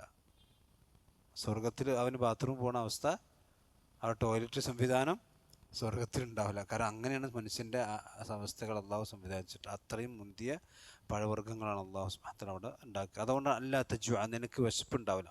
അപ്പം ആ വിശന്നിട്ട് വലയുന്നൊരവസ്ഥ ഉണ്ടാവില്ല എന്ന് പറഞ്ഞാൽ അവിടെ വിശക്കുമ്പോഴേക്കും പഴവർഗ്ഗങ്ങൾ കിട്ടുമെന്ന അർത്ഥത്തിലല്ല, നേരെ പറഞ്ഞ് വിശപ്പിനുണ്ടാവില്ല. എന്നാൽ ആ സ്വർഗത്ത് ഇഷ്ടംപോലെ പഴവർഗ്ഗങ്ങൾ തിന്നാണ്ടാവും. അതെന്തിനാ പിന്നെ? അത് ആസ്വാദനത്തിന് വേണ്ടിയാണ്. മനസ്സിലായില്ലേ? അപ്പം നമ്മൾ എന്താ പറയുക, വൈകുന്നേരം കട്ടൻ ചായ കുടിച്ചത് എന്തിനാ? അത് നെയ്യപ്പം രാത്രി ഉച്ചക്ക് ഞാൻ നല്ലോണം മന്തിയും കോഴിയും ഇറച്ചിയും പൊരിച്ചതും കരിച്ചതും ഒക്കെ തിന്നുണ്ടാവും. എന്നാലും വൈകുന്നേരം ഒരു ചായയും ഒരു നെയ്യപ്പൊക്കെ തിന്നണമെന്ന് വശന്നിട്ടല്ലല്ലോ. അതെൻ്റെ ഒരു ആസ്വാദനത്തിന് വേണ്ടിയാണ്. അപ്പം സ്വർഗത്തിലുള്ള എല്ലാ ഭക്ഷണങ്ങളും എന്താണ്? ആസ്വാദനത്തിന് വേണ്ടിയാണ്, അതല്ലാതെ വിശന്നിട്ടല്ല. അപ്പോൾ റസൂൽ പറഞ്ഞല്ലേ, ഹൗദുൽ കൗസർ കുടിച്ചാൽ ദാഹിക്കൂല, പക്ഷെ സ്വർഗത്തിൽ ഇഷ്ടം പോലെ പാനീയങ്ങളുണ്ട്. അപ്പോൾ അതാണ് അല്ലാ തജൂഅ എന്ന് പറഞ്ഞാൽ നിനക്കതിൽ വിശക്കുകയില്ല ഫിഹ സ്വർഗത്തിൽ, വലാ തഅറ. അപ്പോൾ മനുഷ്യന് ഏറ്റവും പ്രാഥമികമായ ആവശ്യമാണ് വിശപ്പ് എന്നുള്ളത്. അപ്പോൾ ആ വിശപ്പ് സ്വർഗത്തിൽ ഉണ്ടാവില്ല. ആ രീതിയിലാണ് അള്ളാഹു സംവിധാനിക്കുക. രണ്ടാമത് ആദം നബി അലൈഹി സ്വലാത്തു വസ്സലാമോട് പറഞ്ഞു, വലാ തഅറ. തഅറ എന്ന് പറഞ്ഞാൽ നിന്റെ നഗ്നത വെളിപ്പെടുക. അറ ഉരിയാൻ എന്ന് പറഞ്ഞ, ഉരിയാൻ വസ്ത്രമില്ലാത്തവന, നഗ്നൻ എന്നാണ് ഉരിയാൻ എന്ന് പറഞ്ഞ. അറ എന്ന് പറഞ്ഞാൽ നിനക്ക് അവിടെ നഗ്നത വെളിപ്പെടുകയില്ല എന്നർത്ഥം. ആദം നബി അലൈഹി സ്വലാത്തു വസ്സലാമയ്ക്കും ഹവ്വാ ബിവിക്കും അവിടെ ശരീരത്തിൽ അള്ളാഹു സുബ്ഹാനഹു വ തആല നഗ്നത എന്ന് പറയുന്നത് സൃഷ്ടിച്ചിട്ടുണ്ടെങ്കിലും, പക്ഷെ സ്വർഗത്തിലേക്ക് പ്രവേശിക്കുന്ന സന്ദർഭത്തിൽ അതെന്തായിരുന്നില്ല, അവർക്ക് വെളിപ്പെട്ടിരുന്നില്ല. അതായത് സ്വർഗത്തിലേക്ക് ആദം നബി അലൈഹി സ്വലാത്തു വസ്സലാം അവൻ പ്രവേശിച്ചല്ലോ. ആ പ്രവേശിക്കുന്ന സന്ദർഭത്തിൽ നഗ്നത എന്ന് പറയുന്ന ഒന്ന് അവരുടെ ശരീരത്തിലുണ്ടായിരുന്നു, പക്ഷെ അതെന്തായിരുന്നില്ല, അവർക്ക് വെളിപ്പെട്ടിരുന്നില്ല. ചില തഫ്സീറിലൊക്കെ കാണുന്നുണ്ട്, ശരീരത്തിൽ ഒരു എന്താ പറയുക, രോമം കൊണ്ട് ഒരു വസ്ത്രരൂപത്തിലുള്ള ഒരു സംഗതി അള്ളാഹു സുബ്ഹാനഹു വ തആല ഉണ്ടാക്കിയിരുന്നു. ഈ പഴവർഗ്ഗത്തിൽ നിന്ന് ഭക്ഷിച്ചപ്പോൾ അതെന്ത് ചെയ്തു, നഷ്ടപ്പെട്ടു പോയി. എന്നൊന്നും തെളിവുകളൊന്നുമില്ല, ചില തഫ്സീറുകൾ തന്നെ എഴുതി വെച്ചാണ്. അള്ളാഹു അത്രേ പറഞ്ഞിട്ടുള്ളൂ, നിങ്ങൾക്കൂടെ നഗ്നത എന്ത് ചെയ്യൂല, വെളിപ്പെടൂല. പക്ഷെ ശരീരത്തിൽ അത് ഉണ്ടായിരുന്നു, അവിടെ അവയവങ്ങളൊക്കെ ഉണ്ടായിരുന്നു. പക്ഷേ ആ ഒരു ബോധവും അതുപോലെ തന്നെ ആ ഒരു നഗ്നതാബോധവും ആദം നബി അലൈഹി സ്വലാത്തു വസ്സലാമക്കും ഹവ്വാ ബീവിക്കും സ്വർഗ്ഗ വലാ തഅറ എന്ന് പറഞ്ഞാൽ നിങ്ങൾക്ക് അവിടെ നഗ്നത വെളിപ്പെടുകയില്ല. ഇത് സ്വർഗത്തിൻ്റെ അനുഭവമാണ്. അത് എന്ന് പറഞ്ഞാൽ ഒരു മനുഷ്യൻ്റെ ന്യൂനത അല്ലെങ്കിൽ ഒരു മനുഷ്യന് കാണാൻ പാടില്ലാത്ത സംഗതികൾ കാണുന്നൊരവസ്ഥ എന്തുണ്ടാവില്ല, സ്വർഗത്തിൽ ഉണ്ടാവുകയില്ല. ഇത് ആദം നബി അലൈഹി സ്വലാത്തു വസ്സലാമിയുടെ അള്ളാഹു സുബ്ഹാനഹു വ തആല പറയാണ്, അല്ലാ തജൂഅ ഫിഹാ വലാ തഅറ എന്ന് പറഞ്ഞാൽ നിനക്ക് നഗ്നത. അറ എന്ന് പറഞ്ഞാൽ ശരിക്കും എന്താണ്, അതാണ് അതിനാണ് ശരിക്കും നമ്മൾ ഔറത്തുണ്ടായത്. മനസ്സിലായില്ലേ? അറ എന്ന പദത്തിനാണ് എന്തുണ്ടായത്, ഔറത്ത്. ഔറത്ത് എന്ന് പറഞ്ഞാൽ എന്താ, നഗ്നത, കാണാൻ പാടില്ല. അതുകൊണ്ടാണ് അൽ മർഅത്തു കുല്ലുഹ ഔറ എന്ന് സാധാരണ പണ്ഡിതന്മാർ പറയുന്നുണ്ട്. സ്ത്രീകൾ എന്താണ്, ഔറത്ത്. അപ്പം ഉറുദുവിൽ പെണ്ണുങ്ങൾക്ക് എന്താ പറയുക, ഔറത്ത് എന്ന് പറയാം. ഉറുദുവിൽ പെണ്ണുങ്ങൾക്ക് എന്താ പറയുക, ഔറത്ത് എന്ന് പറയാം. ആണുങ്ങൾക്കോ മർദ് എന്ന് പറയും, അല്ലെങ്കിൽ ആദ്മി എന്ന് പറയും. അപ്പോൾ ഔറത്ത് എന്ന് പറഞ്ഞാൽ സ്ത്രീകളെ സംബന്ധിച്ചിടത്തോളം, ഇപ്പോൾ സ്ത്രീകൾ വിചാരിക്കണം ഇപ്പോൾ ആണുങ്ങൾക്കിപ്പോൾ അങ്ങനത്തെ പ്രശ്നങ്ങളുണ്ട്. ആ ഒരു അള്ളാഹുവിൻ്റെ സൃഷ്ടിപ്പ് അങ്ങനെയാണ്. ആണും പെണ്ണും എന്താണ്, വ്യത്യസ്തമായ സൃഷ്ടിപ്പാണല്ലോ. ആണിൻ്റെ ശരീരത്തിന് പ്രത്യേകതകളുണ്ട്, പെണ്ണിൻ്റെ ശരീരത്തിന് പ്രത്യേകതകളുണ്ട്. വലൈസ ദക്കറു കല്ലുൻസ, ഇത് ഇസ്ലാമിൻ്റെ തത്വമാണ്. ആണെന്തല്ല, പെണ്ണിനെ പോലെയല്ല. ഏത് വിഷയത്തിൽ? ഒരു വിഷയത്തിൽ, ദീനിൻ്റെ വിഷയത്തിൽ വരെ. പെണ്ണുങ്ങൾ ബേജാറൊന്നും വേണ്ടട്ടോ. ആണും പെണ്ണും ഒരുപോലെ ഇല്ല എന്നുള്ള പറഞ്ഞ് ആ വിഷയം പറഞ്ഞണോ? വലൈസ ദക്കർ കല്ലുൻസ എന്നിട്ട് പറഞ്ഞ് ഇന്ന വിഷയങ്ങളൊക്കെ ഒരു വിഷയത്തിനും ഒരുപോലെയല്ല. ബുദ്ധി വ്യത്യാസമുണ്ട്, അടിമുടി വ്യത്യാസമുണ്ട്, ഇബാദത്തിൽ വ്യത്യാസമല്ലേ. ഒരു പുരുഷൻ നിസ്കരിക്കുന്ന അത്ര നിസ്കാരം ഒരു പെണ്ണ് നിസ്കരിക്കാൻ കഴിയുമോ? കഴിയൂലല്ലോ. ഒരാണിന് അള്ളാഹു സുബ്ഹാനഹു വ തആല പ്രവാചകന്മാരെ നിശ്ചയിച്ചിട്ടുണ്ട്. വമാ അർസൽനാ മിർ റസൂലില്ല റിജാലൻ നൂഹി ഇലൈഹി. ഒരു പെണ്ണ് പ്രവാചകനാവില്ല, ഒരു പെണ്ണ് ഖത്തീബാവില്ല, ഒരു പെണ്ണ് ഇമാമാവില്ല. അതിനൊക്കെ പരിധികളുണ്ട്. സ്ത്രീകളെ സംബന്ധിച്ചിടത്തോളം ഒരുപാട് ഇളവുകൾ അള്ളാഹു കൊടുത്തിട്ടുണ്ട്. ഫർദ് നിസ്കാരം ജമാഅത്ത് നിർബന്ധമില്ല. ഹജ്ജ് തന്നെ കോടിപതി ആര് പെണ്ണാണെങ്കിലും അവർക്ക് ഹജ്ജ് എപ്പോഴും നിർബന്ധമാണുള്ളൂ. അവിടെ കൂടെ മഹറം ഉണ്ടെങ്കിൽ ഹജ്ജ് നിർബന്ധമാണുള്ളൂ. ഇപ്പം നമ്മളവിടുന്ന് മഹറമില്ലാതെ ഹജ്ജൊക്കെ കൊണ്ടുപോകും. അല്ലൊക്കെ അവസ്ഥ എന്താണെന്ന് അവിടെ പോയൊക്കെ കാണാം. വലിയ കൂളാണ് പോകല്ലേ. മഹറമില്ലാതെ ഇനി എത്ര പൈസ ഉണ്ടെങ്കിലും ഹജ്ജിന് പോകാൻ പാടില്ല, അതുമ്പറക്കും പോകാൻ പാടില്ല. ആ ഗ്രൂപ്പിൽ അമീറുണ്ടല്ലോ, അമീറില്ലല്ലോ, അത് അല്ലല്ല അങ്ങനെ വിചാരണ, അമീറില്ലല്ലോ വിചാരണയാണ്. റസൂലുള്ളാഹി സ്വല്ലല്ലാഹു അലൈഹി വസല്ലം പറഞ്ഞാണ്. അതിനൊക്കെ ഒരുപാട് ഇപ്പോൾ ഈ ഹജ്ജിനൊക്കെ പോയൊക്കെ അമീറന്മാരുണ്ടായിട്ട് തന്നെ പെണ്ണുങ്ങൾ അവിടെ കിടന്ന് ഇടങ്ങാറിനെ നമുക്ക് ശരിക്കും നേർക്ക് കാണാം. പിന്നെ ഒരാൺതുണല്ലാതെ പോയിട്ടുണ്ടെങ്കിൽ എന്താണ് സംഭവിക്കുക എന്നൊക്കെ പോയ ആളോട് ചോദിച്ചു നോക്കി. ഇനി മേലാലും പോവില്ല. മാറിൻ്റെ നിർബന്ധമായ പോകണമെങ്കിൽ പറ്റില്ല. ഒരാളെ സംബന്ധിച്ചിടത്തോളം മൻ ഹറാദൽ ഹജ്ജ ഫൽ യുഅജ്ജിൽ, ഹജ്ജ് ആരെങ്കിലും നിർബന്ധമായും അവൻ ഉദ്ദേശിക്കുന്നത് വേഗത്തിൽ ചെയ്യണമെന്ന്. അതിൻ്റെ കുട്ടീനെ കെട്ടിക്കാണ്ട് പിന്നെ പേരക്കുട്ടീനെ മുടി കളിച്ചിട്ടുണ്ട്, അതൊന്നുമില്ല. കുട്ടികളെ കെട്ടിക്കാണ്ട് എന്നുള്ള ഹജ്ജ് അതൊരു വേറെ വിഷയമാണ്. ഹജ്ജ് നിർബന്ധമായിട്ട് ഒരാളെ സംബന്ധിച്ചിടത്തോളം അയാൾക്ക് കടങ്ങളൊന്നുമില്ല, അയാളുടെ കയ്യിൽ ഹജ്ജ് നിർവഹിക്കാനുള്ള ക്യാഷ് ബാലൻസ് ഉണ്ട്. ഒരു 8 ലക്ഷം റുപ്യയുടെ കയ്യിൽ ബാലൻസ് ഇരിക്കും, ആണായാലും പെണ്ണായാലും. അയാൾക്ക് ഹജ്ജ് നിർബന്ധമാണ്. അയാളെ സംബന്ധിച്ചിടത്തോളം പ്രായം എനിക്ക് പിന്നെ 60 വയസ്സ് കഴിയട്ടെ അങ്ങനെയൊന്നുമില്ല. 25 വയസ്സ്, ഒരു 30 വയസ്സായ ഒരാളാണെങ്കിലും അയാൾക്ക് നല്ല ബിസിനസ്സുകാരനാണ്, അയാൾക്ക് പ്രത്യേകിച്ച് ബാധ്യതകളൊന്നുമില്ല, ഹജ്ജ് ചെയ്തു വരാനുള്ള ആരോഗ്യവും സമ്പത്തും അവിടെ കയ്യിലുണ്ടെങ്കിൽ അയാൾക്ക് നിർബന്ധമാണ് ഹജ്ജ്. ഹജ്ജിൻ്റെ വിഷയം ആളുകൾ വളരെ ലാഘവം കാണിക്കുന്നൊരു വിഷയമാണ്, മനസ്സിലായില്ലേ. നമ്മുടെ നാട്ടിൽ എന്താ വെച്ചാൽ 60 വയസ്സ് കഴിയാതെ എന്ത് ചെയ്യൂല, ഹജ്ജിനെ പറ്റി എനിക്കച്ചോ. പെണ്ണുങ്ങൾ ശ്രദ്ധിച്ചോളട്ടോ, പെണ്ണുങ്ങൾക്ക് ഹജ്ജ് നിർബന്ധമാവും, ആണുങ്ങൾക്ക് മാത്രമല്ല. മക്കളുണ്ട്, മക്കളും കൂടി ചിലവ് നമുക്ക് വഹിക്കാൻ കഴിയുമെങ്കിൽ പെണ്ണുങ്ങൾ എന്ത് ചെയ്യണം. ഇപ്പം കല്യാണം കഴിക്കുമ്പോൾ നിങ്ങൾ ആലോചിക്കും, കല്യാണം കഴിക്കുമ്പോൾ 50 പവനൊക്കെ സ്വർണം കൊടുത്തിട്ടുണ്ടാവും. ഈ 50 പവനും കെട്ടിപ്പൊട്ടി വെച്ചിട്ടുണ്ടാവും എവിടെ, അൽമാര. ഹജ്ജ് ചെയ്യോ? നിർബന്ധമല്ലേ, നിർബന്ധമാണ് ഹജ്ജ്. ഇപ്പം നിങ്ങൾ ആലോചിക്കുക, പല ജോലികൾക്കും പിന്നെ കയറാൻ വേണ്ടിയിട്ട് ആളുകൾ 30-40 ലക്ഷം കൊടുക്കുകയാണ് അല്ലേ. അപ്പോൾ പാര സെക്രട്ടറിക്ക് 50-60 ലക്ഷം കൊടുക്കണം. ഹജ്ജ് ചെയ്തണോ? ഇതില്ല. എന്നൊക്കെ പഠിച്ചവൻ്റെ അടുക്ക് സമാധാനം പറയണ്ടേ. അപ്പം അത് വേറെ വിഷയമാണ്. അത് വളരെ ലാഘവത്വം ആളുകൾക്ക് ആവശ്യത്തിനുണ്ട്, അത് ശരിക്കും ശ്രദ്ധിക്കേണ്ട വിഷയമാണ്. അവിടെ പിന്നെ ഔറത്ത്, അതാണ് ഔറത്ത് നിറൽ മറഞ്ഞിരിക്കുന്നു എന്നർത്ഥം, മനസ്സിലല്ലേ. അതുകൊണ്ടാണ് ഔറത്ത് ഒരു മനുഷ്യനെ സംബന്ധിച്ചിടത്തോളം ഒരിക്കലും വെളിപ്പെടുത്താൻ പാടില്ല. ആണിൻ്റെ ഔറത്തുകൾ പെണ്ണുങ്ങൾക്ക് കാണാൻ പാടില്ല, പെണ്ണുങ്ങളുടെ ഔറത്ത് ആണുങ്ങൾക്ക് കാണാൻ പാടില്ല. ഇനി ആണിൻ്റെ ഔറത്ത് ആണിനും കാണാൻ പാടില്ല, പെണ്ണിൻ്റെ ഔറത്ത് പെണ്ണിനും കാണാൻ പാടില്ല. അത് സ്ത്രീകൾ ശ്രദ്ധിക്കേണ്ട കാര്യമാണ്. അതായത് ഒരു മഹറമായ ആളുടെ അടുക്കൽ പ്രദർശിപ്പിക്കാവുന്ന ശരീരഭാഗമേ ഒരു പെണ്ണിൻ്റെ മുമ്പിൽ എന്ത് ചെയ്യാൻ പാടുള്ളൂ, ഒരു പ്രദർശിപ്പിക്കാൻ പാടുള്ളൂ. എന്ന് പറഞ്ഞാൽ കഴുത്തിൻ്റെ ഈ ഭാഗം, അതുപോലെ തന്നെ കയ്യിൻ്റെ എറുന്ന ഈ ഭാഗം, തലമുടി, അതുപോലെ തന്നെ കൈ കാലി ഭാഗം. അതല്ലാതെ ഓള് പെണ്ണല്ല വിചാരിച്ചിട്ട് ഇപ്പം ഈ പണ്ടൊക്കെ നമ്മൾ പെണ്ണുങ്ങളുടെ കുളത്തിലൊന്നിച്ച് കുളിക്കൽ അല്ലേ. ഇപ്പോൾ കുറച്ചൊക്കെ പോയിടുന്നുണ്ട്, പണ്ടൊക്കെ അങ്ങനെ വ്യാപകമായിട്ടുണ്ടായിന്. അപ്പോൾ സ്വാഭാവികമായിട്ട് എന്താ വെച്ചാൽ എല്ലാവരും പരസ്പരം ഔറത്ത് അങ്ങോട്ടും ഇങ്ങോട്ടും കാണുന്ന അവസ്ഥ ഉണ്ടാവും, പൂർണ്ണമായിട്ടല്ലെങ്കിലും. അതൊരിക്കലും പാടില്ല. നബി സല്ലല്ലാഹു അലൈഹി വസല്ലം പിന്നെ ഈ ഉമർ റളിയല്ലാഹുവിൻ്റെ കാലഘട്ടത്തിൽ പിന്നെ പേർഷ്യയിലേക്കും റോമിലേക്കൊക്കെ ഇസ്ലാം എത്തിയല്ലോ. ആ സന്ദർഭത്തിൽ അവിടെ പരസ്യമായ ബാത്റൂമുകൾ ഉണ്ടായിരുന്നു. പേർഷ്യക്കാരുടെ സ്വഭാവം അങ്ങനെയാണ്. എന്താണ് പിന്നെ ഒരു യൂറോപ്യൻ കൾച്ചറാണല്ലോ ഈ പിന്നെ ഇതൊക്കെ. അപ്പം അവിടെ പരസ്യമായി എന്ന് പറഞ്ഞാൽ എല്ലാവരും കൂടി ഒന്നിച്ച് കുളിക്കുക, എല്ലാവരും കൂടി ഒന്നിച്ച് കുടിക്കുന്ന അവസ്ഥ. അത് മഹാനായ ഉമർ ബിൻ ഖത്താബ് റളിയല്ലാഹു ശക്തമായി വിരോധിച്ചിട്ടുണ്ട്. അമാനിമുൽ തഫ്സീർ വായിച്ചു നോക്കിയാണ്. അമാനിമുൽ തഫ്സീർ വിഷയം പറയുന്നുണ്ട്. അത് ശരിക്കും ശ്രദ്ധിക്കണം. സ്വന്തം മഹറങ്ങളുടെ മുമ്പിൽ പോലും എന്ത് കാണിക്കാൻ പാടില്ല, അതായത് പിന്നെ പരിധിക്കപ്പുറമുള്ളത് കാണിക്കാൻ പാടില്ല. മക്കളുടെ അടുത്തുനിന്ന് പ്രത്യേകിച്ചും കാണിക്കാൻ പാടില്ല.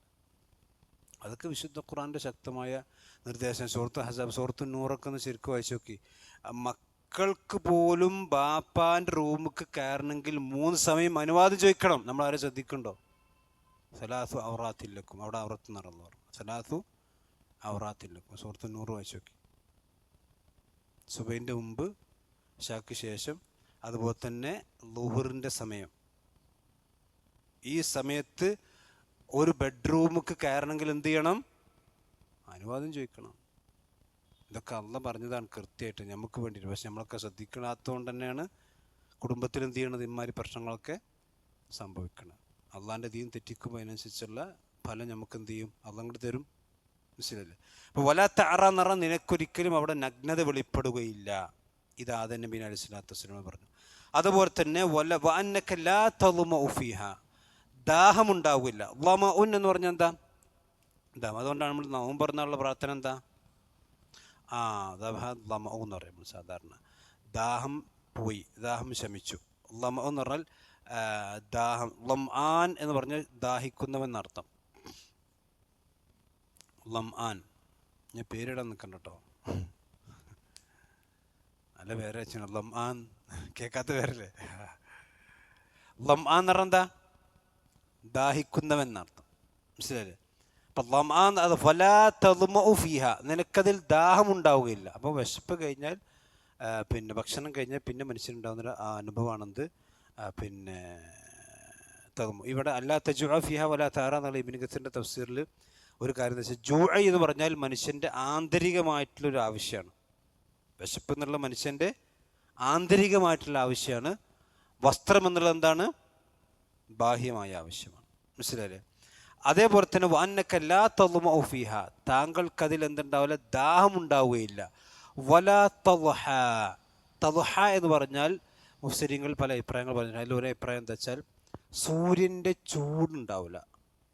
സൂര്യൻ്റെ ചൂട്. അതുകൊണ്ടാണ് ശരിക്കും നമ്മൾ ദുഹാ സമയം എന്ന് പറഞ്ഞപ്പോഴാണ്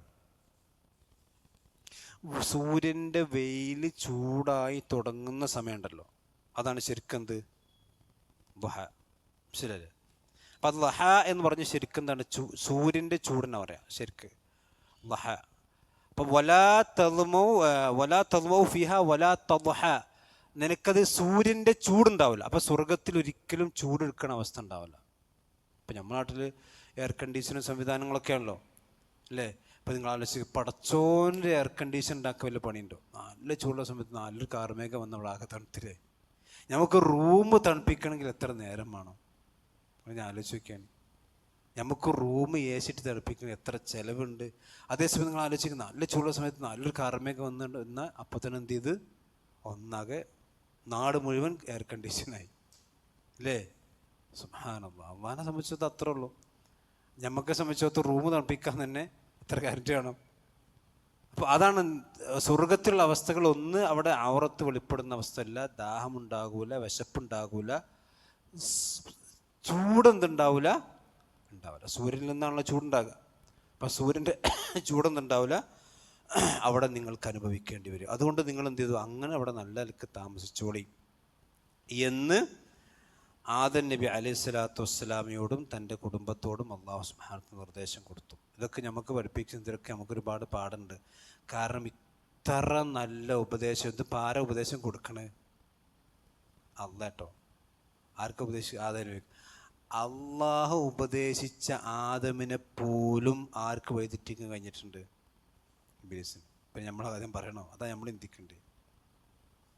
അള്ളാഹു നേരിട്ട് സൂക്ഷിച്ചോ, അതിൻ്റെ ശത്രുവാണ്, ഇവിടെ സ്വർഗത്തിൽ ഇന്ന അനുഭവങ്ങളൊക്കെ കണ്ട് എന്ന് പടച്ചോൻ നേരിട്ട് ഉപദേശിച്ച് വാതു പറഞ്ഞു കൊടുത്ത ആളാണ് ആദം നബി. ആ ആദമിനെ വരെ തെറ്റിക്കാൻ ആർക്ക് കഴിഞ്ഞു? ശൈത്താൻ. അപ്പം നമ്മളൊക്കെ എന്ത് നിർഭയത്തുള്ള ഞാനൊന്നും തെറ്റിപ്പോല കേട്ടോ, ഒരിക്കലും പറയാൻ പാടില്ല. റസൂലുള്ളാഹി സ്വല്ലല്ലാഹു അലൈഹി വസല്ലമ ഏറ്റവും അധികം പ്രാർത്ഥിച്ച പ്രാർത്ഥന ഏതാണ് നമുക്ക് എല്ലാവർക്കും അറിയാലോ, അല്ലാഹുമ്മ യാ മുഖല്ലിബൽ ഖുലൂബ് സബ്ബിത് ഖൽബി അലാ ദീനിക്. അതുകൊണ്ട് തെറ്റുന്നുണ്ട്. ഇയ്യാക നഅ്ബുദു ഇയ്യാക നസ്തഈൻ എന്ന് പറഞ്ഞിട്ട് പിന്നെ നമ്മൾ ഇഹ്ദിനസ് സിറാത്ത് മുസ്തഖീം എന്ന് പറഞ്ഞ് ആര് സിറാത്ത് മുസ്തഖീമുള്ള 5 നിസ്കരിക്കുന്ന ആളെന്താ പറഞ്ഞത്? ഇഹ്ദിനസ് സിറാത്ത് മുസ്തഖീം. തെറ്റിപ്പോകാൻ സാധ്യതയുള്ളതുകൊണ്ടാണ് അതൊക്കെ. അപ്പോൾ അള്ളാഹ് പറയുന്നത് ഫവസ്വസ ഇലൈഹി ശൈത്താൻ. ഷെയ്ത്താൻ വസ്വസ എന്ന് പറഞ്ഞാൽ എന്താ? വസ്വാസാക്കി, മലയാളത്തിൽ പറയുന്ന പ്രയോഗമാണ് വസ്വാസാക്കി, ദുർബോധനം എന്ന് പറയും. അതായത് ഇങ്ങനെ വസ്വസ എന്ന് പറഞ്ഞാൽ ശരിക്കും എന്താ വെച്ചാൽ ഒരു പ്രാവശ്യം ഒന്നും പറഞ്ഞാൽ അങ്ങനെ ആവർത്തിച്ച് പറഞ്ഞുകൊണ്ടേക്കുക. വല്ലാത്തൊരു വസ്വാസിൻ്റെ ആളറിയില്ലേ? ചില ആൾക്കാർക്കുണ്ടല്ലോ ഒരിട്ടൊന്ന് കഴിയുക എന്തുണ്ടാവില്ല. ഈ വസ്വാസ് ശരിക്കും ശൈത്താനിൽ നിന്നാണ്. ഈ വസ്വാസ് ഒരു മാനസിക പ്രശ്നം കൂടി ഉണ്ടാവും ചില ആളുകൾക്ക്. അത് പിന്നെ ചില ആൾക്കാർക്ക് ചില പെണ്ണുങ്ങൾക്ക് കണ്ടല്ലോ തുടച്ചാലും വൃത്തിയാവില്ല. എന്നാറ്റ് വൃത്തിയായിട്ട് ഉണ്ടാവില്ല വീട്ടിൽ. അങ്ങനത്തെ വീട് നിങ്ങൾ ശ്രദ്ധിച്ചണോ? ഈ വലിയ വസ്വാസുള്ള പോലെ വീട്ടിൽ എന്തുണ്ടാവില്ല, വൃത്തി ഉണ്ടാവില്ല. കാരണം അവർക്ക് വൃത്തിയാക്കണം എന്ന് തോന്നുന്നു. പക്ഷെ ഇങ്ങോട്ട് കുറേ തുടച്ച് പിന്നെയും തുടച്ച് കേക്ക് പാത്രം തന്നെ പിന്നെയും കഴുകി, കേക്ക് ഡ്രസ്സ് തന്നെ പിന്നെയും കഴുകി. ചില ആൾക്കാർക്ക് 1, 2 ഇട്ട് 3 ഇട്ട് എടുത്ത് പിന്നെ ബിസ് ബിസ് ബിസ് എന്ന് പറഞ്ഞാൽ പിന്നെ ഇങ്ങനെ കാത്തിലൊക്കെ കണ്ട് ഉസ്വല്ലി എന്ന് അപ്പൂതൻ ഇമാമ എന്തായിണ്ടാവും, ഫാത്തിഹ ഉണ്ടാവും. അതൊരു പൈശാചികതയാണ്. റസൂലുള്ളാഹി സ്വല്ലല്ലാഹു അലൈഹി വസല്ലം പറഞ്ഞല്ലോ, പിന്നെ സഹാബത്ത് പിന്നെ ചോദിച്ചല്ലോ, നബി ഞങ്ങൾ നിസ്കരിക്കുമ്പം ഞങ്ങൾക്ക് ചിലപ്പോൾ കിഴിവായി പോയതായിക്കൊണ്ട് നമുക്ക് തോന്നും. ചിലപ്പോൾ ഗ്യാസൊക്കെ ഉണ്ട് വയറ്റുന്നതി തോന്നും. അപ്പം ഞങ്ങൾ നിസ്കാരം ഉപേക്ഷിക്കണോന്ന്. അപ്പം നബി എന്താ പറഞ്ഞു? വേണ്ട. കാരണം ശൈത്താന് പിന്നെ ഒരു തോന്നിപ്പിക്കലുണ്ട്, അത് മുറിഞ്ഞോ. അപ്പോൾ വസ്വസ ഇലൈഹി ശൈത്താൻ. അപ്പം നബി സല്ലല്ലാഹു അലൈഹി വസല്ലം പറഞ്ഞു, നിസ്കാരത്തിൽ നിങ്ങൾക്ക് അങ്ങനെ തോന്നിക്കഴിഞ്ഞാൽ നിങ്ങൾ ഒരിക്കലും പിന്തിരിയേണ്ടതില്ല. ശബ്ദം കേൾക്കുകയോ അല്ലെങ്കിൽ ദുർഗന്ധം വാസന ഉണ്ടാവുകയോ ചെയ്തെങ്കിൽ എന്നാൽ ഉറപ്പായെങ്കിൽ മാത്രം എന്ത് ചെയ്താൽ മതി? പോയാൽ മതി. ഇത് ഇസ്ലാമിൻ്റെ അസ്ലാണ്. കാരണം പിശാച് മനുഷ്യനെ ഇത് പറഞ്ഞിട്ട് എന്ത് ചെയ്യും? വസ്വാസം ഉണ്ടാക്കിക്കൊണ്ടിരിക്കും. അപ്പം അത് സൂക്ഷിക്കേണ്ടതാണ്. അതുകൊണ്ടാണ് പിന്നെ അല്ലദീ യുവസ്വിസു ഫീ സുദൂരിന്നാസ്, സൂറത്തുൻ നാസ് പറഞ്ഞല്ലോ, ജനങ്ങളുടെ ഹൃദയത്തിൽ എന്താണോ അവൻ്റെ വസ്വാസം ഉണ്ടാക്കിക്കൊണ്ടിരിക്കുക. അപ്പോൾ വസ്വസ ഇലൈഹി ശൈത്താൻ, പിശാജ് അവർക്ക് വസ്വാസം ഉണ്ടാക്കി. ഖാല, അവൻ പറഞ്ഞെന്താണ്? ഹൽ അദുല്ലുക യാ ആദമു, അല്ല ആദമേ, ഹൽ അദുല്ലുക, ഞാൻ നിനക്ക് അറിയിച്ചു തരട്ടെ. ഹൽ അദുല്ലുക എന്ന് പറഞ്ഞാൽ ഞാൻ നിനക്ക് അറിയിച്ചു തരട്ടെ. അലാ ഷജറത്തിൽ ഖുൽദി, ദലീൽ, അതാണ് ദലീൽ എന്ന് പറഞ്ഞാൽ അറിയിക്കുന്ന കാര്യം. അദുല്ലുക എന്ന് പറഞ്ഞാൽ ഞാൻ താങ്കൾക്ക് അറിയിച്ചു തരട്ടെ. അലാ ഷജറത്തിൽ ഖുൽദ്, ഖുൽദ് എന്ന് പറഞ്ഞാൽ എന്താ? ഖാലിദ് എന്ന് പറഞ്ഞാൽ ശാശ്വതമായി നിൽക്കുക. ഷജറത്തുൽ ഖുൽദ് എന്ന് പറഞ്ഞാൽ ഒരു നിത്യതയുടെ ഒരു മരം എന്ന് പറഞ്ഞാൽ ആ മരത്തിൽ നിന്ന് ഭക്ഷിച്ചു കഴിഞ്ഞാൽ എന്താവും? കലാകാലം ഇവിടെ നിൽക്കേണ്ട അവസ്ഥ ഉണ്ടാവും. അപ്പം നമ്മൾ പറഞ്ഞല്ലോ, ആദം നബി അലൈഹി സ്വലാത്തു വസ്സലാമക്ക് അള്ളാഹു എല്ലാ സംഗതികളും തിന്നാൻ വേണ്ടി കൊടുത്തു. പക്ഷെ ഒന്നിക്ക് എന്ത് ചെയ്തു? വിലക്കി. അതൊരു പരീക്ഷണമാണ്. നമുക്ക് അള്ളാഹു സുബ്ഹാനഹു വ തആല അനുവദിച്ച ചില കാര്യങ്ങളുണ്ട്, നിരോധിച്ച കാര്യങ്ങളുണ്ട്. ആ നിരോധിച്ച കാര്യങ്ങളിലേക്കാണ് ശൈത്താൻ നമ്മളെ കൊണ്ടുപോവുക. അനുവദിച്ച എത്രയോ സംഗതികളുണ്ടാവും, അയക്കൊന്നും എന്ത് ചെയ്യൂല ശൈത്താൻ. ഇപ്പം നിങ്ങൾ ആലോചിക്കുക, ഇപ്പോൾ സുന്നത്ത് നോമ്പ്, ഇപ്പം മുഹറം 9, 10 നോമ്പ്, നിങ്ങളിൽ ഒച്ചപ്പാടും കേട്ടോ. ഈ മിറാജ് നോമ്പ് വരുമ്പോൾ നോക്കണ്ടേ, അപ്പോൾ കാണുങ്ങനെ സോഷ്യൽ മീഡിയയിലും ആ നോമ്പിൻ്റെ മഹത്വം, ഈ നോമ്പിൻ്റെ മഹത്വം എന്ന് പറയുന്നത് വരുന്നതാണ്. എന്നാൽ മുഹറം 10 നോമ്പ് അഫ്ളലു സിയാം ബഅദ റമളാൻ മുഹറാണ്. അത് വലിയ ഒച്ചമ്പിളിയൊന്നും ഉണ്ടാവില്ല. അത് സുന്നത്താണ്, അത് എടുക്കാന്നുള്ളതാണ്. ഇത് സോഷ്യൽ മീഡിയ നോക്കണ്ടി.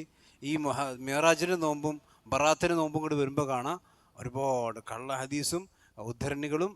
ഇയാൾ പറഞ്ഞു ഇയാൾ പറഞ്ഞു എന്നിട്ട് ഇല്ലാത്തതിനെന്തെയും പോലീസുണ്ടാവും. അല്ലെങ്കിൽ എപ്പോഴും എന്താ ശൈത്താൻ്റെ രീതി എന്ന് വെച്ചാൽ മനുഷ്യനെ വഴിതെറ്റിക്കുന്ന, മനുഷ്യന് വിരോധമുള്ളതിലേക്കാണ് എന്ത് ചെയ്യുക? മനുഷ്യനെ കൊണ്ടുപോവുക. ഇവിടെ ഒരുപാട് മരങ്ങൾ സ്വർഗത്തിലുണ്ട്, പക്ഷെ അള്ളാഹ് വിരോധിച്ചേക്ക് തന്നെ അവനെ കൊണ്ടുപോയി. ആദം നബി അലൈഹി സ്വലാത്തു വസ്സലാം. അതാണ് ഷജറത്തുൽ ഖുൽദ്. ശാശ്വതമായി ജീവിക്കാൻ ആവശ്യമായ ഒരു മരം താങ്കൾക്ക് ഞാൻ അറിയിച്ചു തരട്ടെയോ? ഇത് മനുഷ്യൻ്റെ ഒന്നാമത്തെ ഒരു വീക്ക്നെസ്സാണ് ഇബ്ലീസ് അവിടെ പിടിക്കുന്നത്. അതായത് തനിക്ക് ലഭിക്കുന്ന അനുഗ്രഹങ്ങൾ നീങ്ങിപ്പോകുന്നത് ആരാ ഇഷ്ടപ്പെടുന്നില്ല? ഇഷ്ടപ്പെടില്ല. അത് നബി സല്ലല്ലാഹു അലൈഹി വസല്ലം അത് പ്രാർത്ഥിക്കാൻ വേണ്ടി പഠിപ്പിച്ചതാണ്. മിൻ തഹവ്വുലി ആഫിയത്തിക്കും നിഅമത്തിക്കുണ്ടല്ലോ, അള്ളാഹുവിൻ്റെ നിഅമത്ത് മാറിപ്പോകുന്നതിൻ്റെ ആഫിയത്ത് നീങ്ങി പോകുന്നതിനെ പറ്റി എന്ത് ചെയ്യണം? അപ്പോൾ അള്ളാഹിൻ്റെ രസം ചോദിക്കണം. അപ്പോൾ എപ്പോഴെന്ന് വെച്ചാൽ ഒരു നിഅമത്ത് നമുക്കുണ്ടെങ്കിൽ ആ നിഅമത്ത് കാലാകാലം നിലനിൽക്കണം എന്നാണ് ആരാഗ്രഹിക്കുക? മനുഷ്യന്മാരായിക്ക്. ഇപ്പോൾ മരിക്കാതെ നിൽക്കണം എന്ന് ഇപ്പോൾ ആർക്കൊക്കെ ആഗ്രഹമില്ലാത്തത്? ഞങ്ങൾക്ക് ആഗ്രഹമില്ലേ? ആർക്കും മരിക്കാൻ ബുദ്ധി ഉണ്ടാവും? നമ്മൾ പറയുക മരിക്കണില്ല പറഞ്ഞാൽ നമുക്ക് സന്തോഷമാണ്, ദുഃഖം ഉണ്ടാകുക. ജൂതന്മാരെ സംബന്ധിച്ച് അള്ളാഹ് പറഞ്ഞു, ലോ യുഅമ്മർ അൽഫ സനത്തിൻ മിമ്മാ തഊദ്, നിങ്ങൾ 1000 കൊല്ലൊക്കെ ഒരാൾ ജീവിക്കണം എന്നാണ് ആരാഗ്രഹം? ജൂതന്മാരാഗ്രഹം. അതുകൊണ്ട് ഭയങ്കര പേടിത്തൊണ്ടന്മാരുമാണ്. ചെറിയ കാര്യം ഉണ്ടായിക്കഴിഞ്ഞാൽ വേഗം മരിക്കുമെന്നുള്ള പേടിയുള്ളവരാണ്. അപ്പോൾ മനുഷ്യൻ്റെ നിഅമത്ത് നീങ്ങിപ്പോകുന്നതിനെ സുട്ട് മനുഷ്യൻ പിന്നെ എന്താണ്, അവൻ ആവലാതിയുള്ളവർ. അതുകൊണ്ടാണ് കാലാകാലം സ്വർഗത്തിൽ താമസിക്കാൻ ആവശ്യമായ ഒരു മരം. വമുൽക്കിൻ ലാ യബ്ല, ആ മരം തിന്നു കഴിഞ്ഞാൽ താങ്കൾക്ക് എന്തുണ്ടാവും? മുൽക്ക് കിട്ടും, അധികാരം കിട്ടും. ലാ യബ്ല ബലാ യബ്ലു എന്ന് പറഞ്ഞാൽ ശരിക്കും നശിച്ചു പോകുന്ന, ചുരുങ്ങിപ്പോകുന്ന, പിന്നെ ശരിക്കും ബല എന്ന് പറഞ്ഞാൽ തുരുമ്പിപ്പോകുന്ന അർത്ഥം. വസ്ത്രങ്ങളൊക്കെ തുരുമ്പി പോകണമെന്ന ബലാ യബ്ലു എന്ന് പറഞ്ഞാൽ. യഥാർത്ഥത്തിൽ മുൽക്ക് എന്ന് പറഞ്ഞാൽ അധികാരം. അപ്പം ആദമിനോട് ആ ഇബ്ലീസ് വന്നിട്ട് 2 കാര്യം പറഞ്ഞു. ആ മരത്തിന് തിന്നോളി. നമുക്കറിയാം എന്തിനാണ് അള്ളാഹ് അവിടെ നിങ്ങൾക്ക് വിലക്കിയെന്നറിയോ? വേറെ സൂറത്തിൽ അള്ളാഹ് പറയാണ്, പിന്നെ എന്തിനാണ് നിങ്ങൾക്ക് വിലക്കിയെന്നറിയോ? നിങ്ങളത് തിന്നു കഴിഞ്ഞാൽ ഇവിടെ കാലാകാല സ്വർഗത്തേക്ക് നിൽക്കുക, നിങ്ങൾ അധികാരം എന്ത് ചെയ്യൂല, നിങ്ങൾ നീക്കാൻ ഇവിടുത്തെ രാജാക്കന്മാർ പോകൂല. അപ്പം അത് നിങ്ങൾക്കില്ലാതെ ഇരിക്കാനാണ് അള്ളാഹ് എന്ത് ചെയ്തത്? അയിമന്ന് തിന്നണ്ടെന്ന് പറഞ്ഞത് എന്ന് പറഞ്ഞു. ഇത് വസ്വാസാണ്, കൺഫ്യൂഷനാക്കാണ്. അപ്പോഴോ അപ്പോൾ ഈ 2 കാര്യം ആദം നബി അലൈഹി സ്വലാത്തു വസ്സലാമിയോട് ഇബ്ലീസ് വന്ന് പറഞ്ഞപ്പോൾ പിന്നെ ആദം നബി അലൈഹി സ്വലാത്തു വസ്സലാം ആദം നബിക്ക് ക്ഷമിക്കാൻ കഴിഞ്ഞില്ല. അതാ സുഹൃത്ത് പിന്നെ പറയുന്നുണ്ട്, ആദം നബിക്ക് എന്ത് ചെയ്യാൻ കഴിയില്ല? ക്ഷമിക്കാൻ കഴിഞ്ഞില്ല. എന്നിട്ട് അള്ളാഹ് പറയും ഫഅകലാ മിൻഹാ. ഇവിടെ ഒക്കെ നോക്കി, ഇവിടെ എല്ലായിടത്തും ആദം നബിനെ പറ്റി പറഞ്ഞിട്ടുള്ളൂ. ഇബ്ലീസ് സംസാരിക്കണ ആരോട് തന്നെയാണ്? ആദം നബിയോടാ, യാ ആദം എന്ന് പറഞ്ഞിട്ട്. പക്ഷെ പഴം തിന്നപ്പോൾ അള്ളാഹ് പറഞ്ഞ എന്താണ്? ഫഅകലാ എന്ന് പറഞ്ഞു. അവർ 2 പേരും തിന്നു. നമ്മൾ സാധാരണ ബൈബിളിലൊക്കെ ഉണ്ടെന്ന് വെച്ചാൽ പിന്നെ പെണ്ണ് ഹവ്വാ ബീവിയാണ് എന്ത് ചെയ്തിട്ടുള്ളത്? ഹവ്വാ ബീവി പിന്നെ ആദം നബി അലൈഹി സ്വലാത്തു വസ്സലാമയെ പ്രേരിപ്പിച്ചു. അങ്ങനെ ചില ഹദീസുകളിലൊക്കെ വന്നിട്ടുണ്ട്. പക്ഷേ ഹദീസിൻ്റെ സഹത്തിനെ സംബന്ധിച്ചൊന്നും എനിക്കറിയില്ല. പക്ഷെ ഖുറാനിൽ വളരെ വ്യക്തമായി പറഞ്ഞതെന്ന് വെച്ചാൽ ആദം ഇനി ചാർജ് ഷീറ്റും കൊടുക്കണമല്ല. ആദമു റബ്ബഹു എന്ന് പറഞ്ഞു. ആയത്തിൻ്റെ അവസാനത്ത് കാണാം, ഹവ്വാ ബീവിക്ക് എന്ത് ചെയ്യണില്ല? അള്ളാഹു കുറ്റം ചുമത്തണില്ല. ഉണ്ടോ? നോക്കിക്കോളി. ഫഅകലാ മിൻഹാ, അവർ 2 പേരും അതിൽ നിന്ന് ഭക്ഷിച്ചു. ആദമും തിന്നു, ഹവ്വായും തിന്നു. പക്ഷെ അവസാനത്തിൽ ആയത്തെ അവസാനിപ്പിക്കണം എങ്ങനെയല്ല? വഅസാ ആദമു റബ്ബഹു എന്നാ. കണ്ടോ? ആദം തൻ്റെ റബ്ബിനോട് ഇസ്യാന് കാണിച്ചു, തെറ്റ് ചെയ്തു, അബദ്ധം കാണിച്ചു. ഹവ്വാവിനെ പറ്റി മിണ്ടിയോ? പക്ഷെ പഴം തിന്നപ്പോൾ എന്ത് പറഞ്ഞു? ഫഅകലാ മിൻഹാ, അവർ 2 പേരും അതിൽ നിന്ന് ഭക്ഷിച്ചു. ഹവ്വാവി ആദം നബി അലൈഹി സ്വലാത്തു വസ്സലാം ഭക്ഷിച്ചാൽ എന്തോയും? സ്വാഭാവികമായിട്ടും ഹവ്വാവി ഭക്ഷിക്കും. ആദം നബി ഭക്ഷിച്ചിട്ടില്ലെങ്കിലോ? ഭക്ഷിക്കൂല. അതാ പ്രശ്നം. ആദം നബി ഭക്ഷിച്ചത് കൊണ്ട് എന്ത് ചെയ്തു? ഹവ്വാവി തിന്നു. ഹവ്വാവി ആദം നബി ഭക്ഷിച്ചിട്ടില്ലെങ്കിൽ അത് തിന്നൂല, ഹവ്വാവി തിന്നൂല. ഞാൻ തിന്നില്ല. അപ്പം അതുകൊണ്ട് കുറ്റാർക്കാണ്? ആദം നബിക്കാണ്. അള്ളാഹ് പക്ഷെ തിന്നത് രണ്ടും ഫഅകലാ മിൻഹാ. അതോടുകൂടി എന്ത് ചെയ്തു? ഫബദത്ത് ലഹുമാ, ബദാ യബ്ദു എന്ന് പറഞ്ഞ ആയത്തും കൂടി പറയാം. അപ്പോൾ ബദാ എന്ന് പറഞ്ഞിട്ടുണ്ടെങ്കിൽ വെളിപ്പെട്ടു. ലഹുമ എന്ന് പറഞ്ഞാൽ അവർക്ക് 2 പേർക്കും വെളിപ്പെട്ടു. എന്ത് വെളിപ്പെട്ടു? സൗആത്തുഹുമ. സൗആത്ത് എന്ന് പറഞ്ഞാൽ നേരത്തെ പറഞ്ഞ പോലെ തന്നെ ഔറത്താണ്. സൗഅത്ത് എന്ന് പറഞ്ഞാൽ ഔറത്ത് എന്നർത്ഥം. അപ്പം അവർ 2 പേരുടെയും ഔറത്തുകൾ അപ്പോൾ അവർക്ക് വെളിപ്പെട്ടു എന്ന് പറഞ്ഞാൽ അപ്പോഴാണ് അവർക്കൊരു നഗ്നതാബോധം വന്നത്. നമ്മുടെ ശരീരത്തിൽ ഉണ്ടായിരുന്നൊരു സംഗതി സംബന്ധിച്ച് ആണും പെണ്ണും എന്നുള്ളൊരു വൈകാരികത അല്ലെങ്കിൽ ഒരു നഗ്നതാബോധം അവർ വന്നിട്ടില്ല. പക്ഷേ ഈ ഈ ഒരു അബദ്ധം അവർ ചെയ്യുന്നതോടു കൂടി എന്ത് ചെയ്തു? അവിടെ ഔറത്തുകൾ വെളിപ്പെട്ടു. മനസ്സിലായില്ലേ? അപ്പം ഇത് നമ്മൾ പണ്ഡിതന്മാരൊക്കെ പറഞ്ഞ സംഗതി എന്താ വെച്ചാൽ, യഥാർത്ഥത്തിൽ മനുഷ്യൻ്റെ ഔറത്ത് വെളിപ്പെടുന്നത് എപ്പോഴാണ് ചോദിച്ചാൽ, ആ മനുഷ്യൻ തെറ്റുകാരനാകുമ്പോഴാണ്. ഒരു മനുഷ്യൻ്റെ ന്യൂനതയും ഒരു മനുഷ്യൻ്റെ ഔറത്തും മറ്റൊരാൾക്ക് കാണുന്ന അവസ്ഥ ഉണ്ടാകുന്ന എപ്പോഴാണെന്ന് വെച്ചാൽ, ആ മനുഷ്യൻ തോന്നിയാസിയാകുമ്പോഴാണ്, തെറ്റുകാരനാകുമ്പോഴാണ്. അല്ലേ?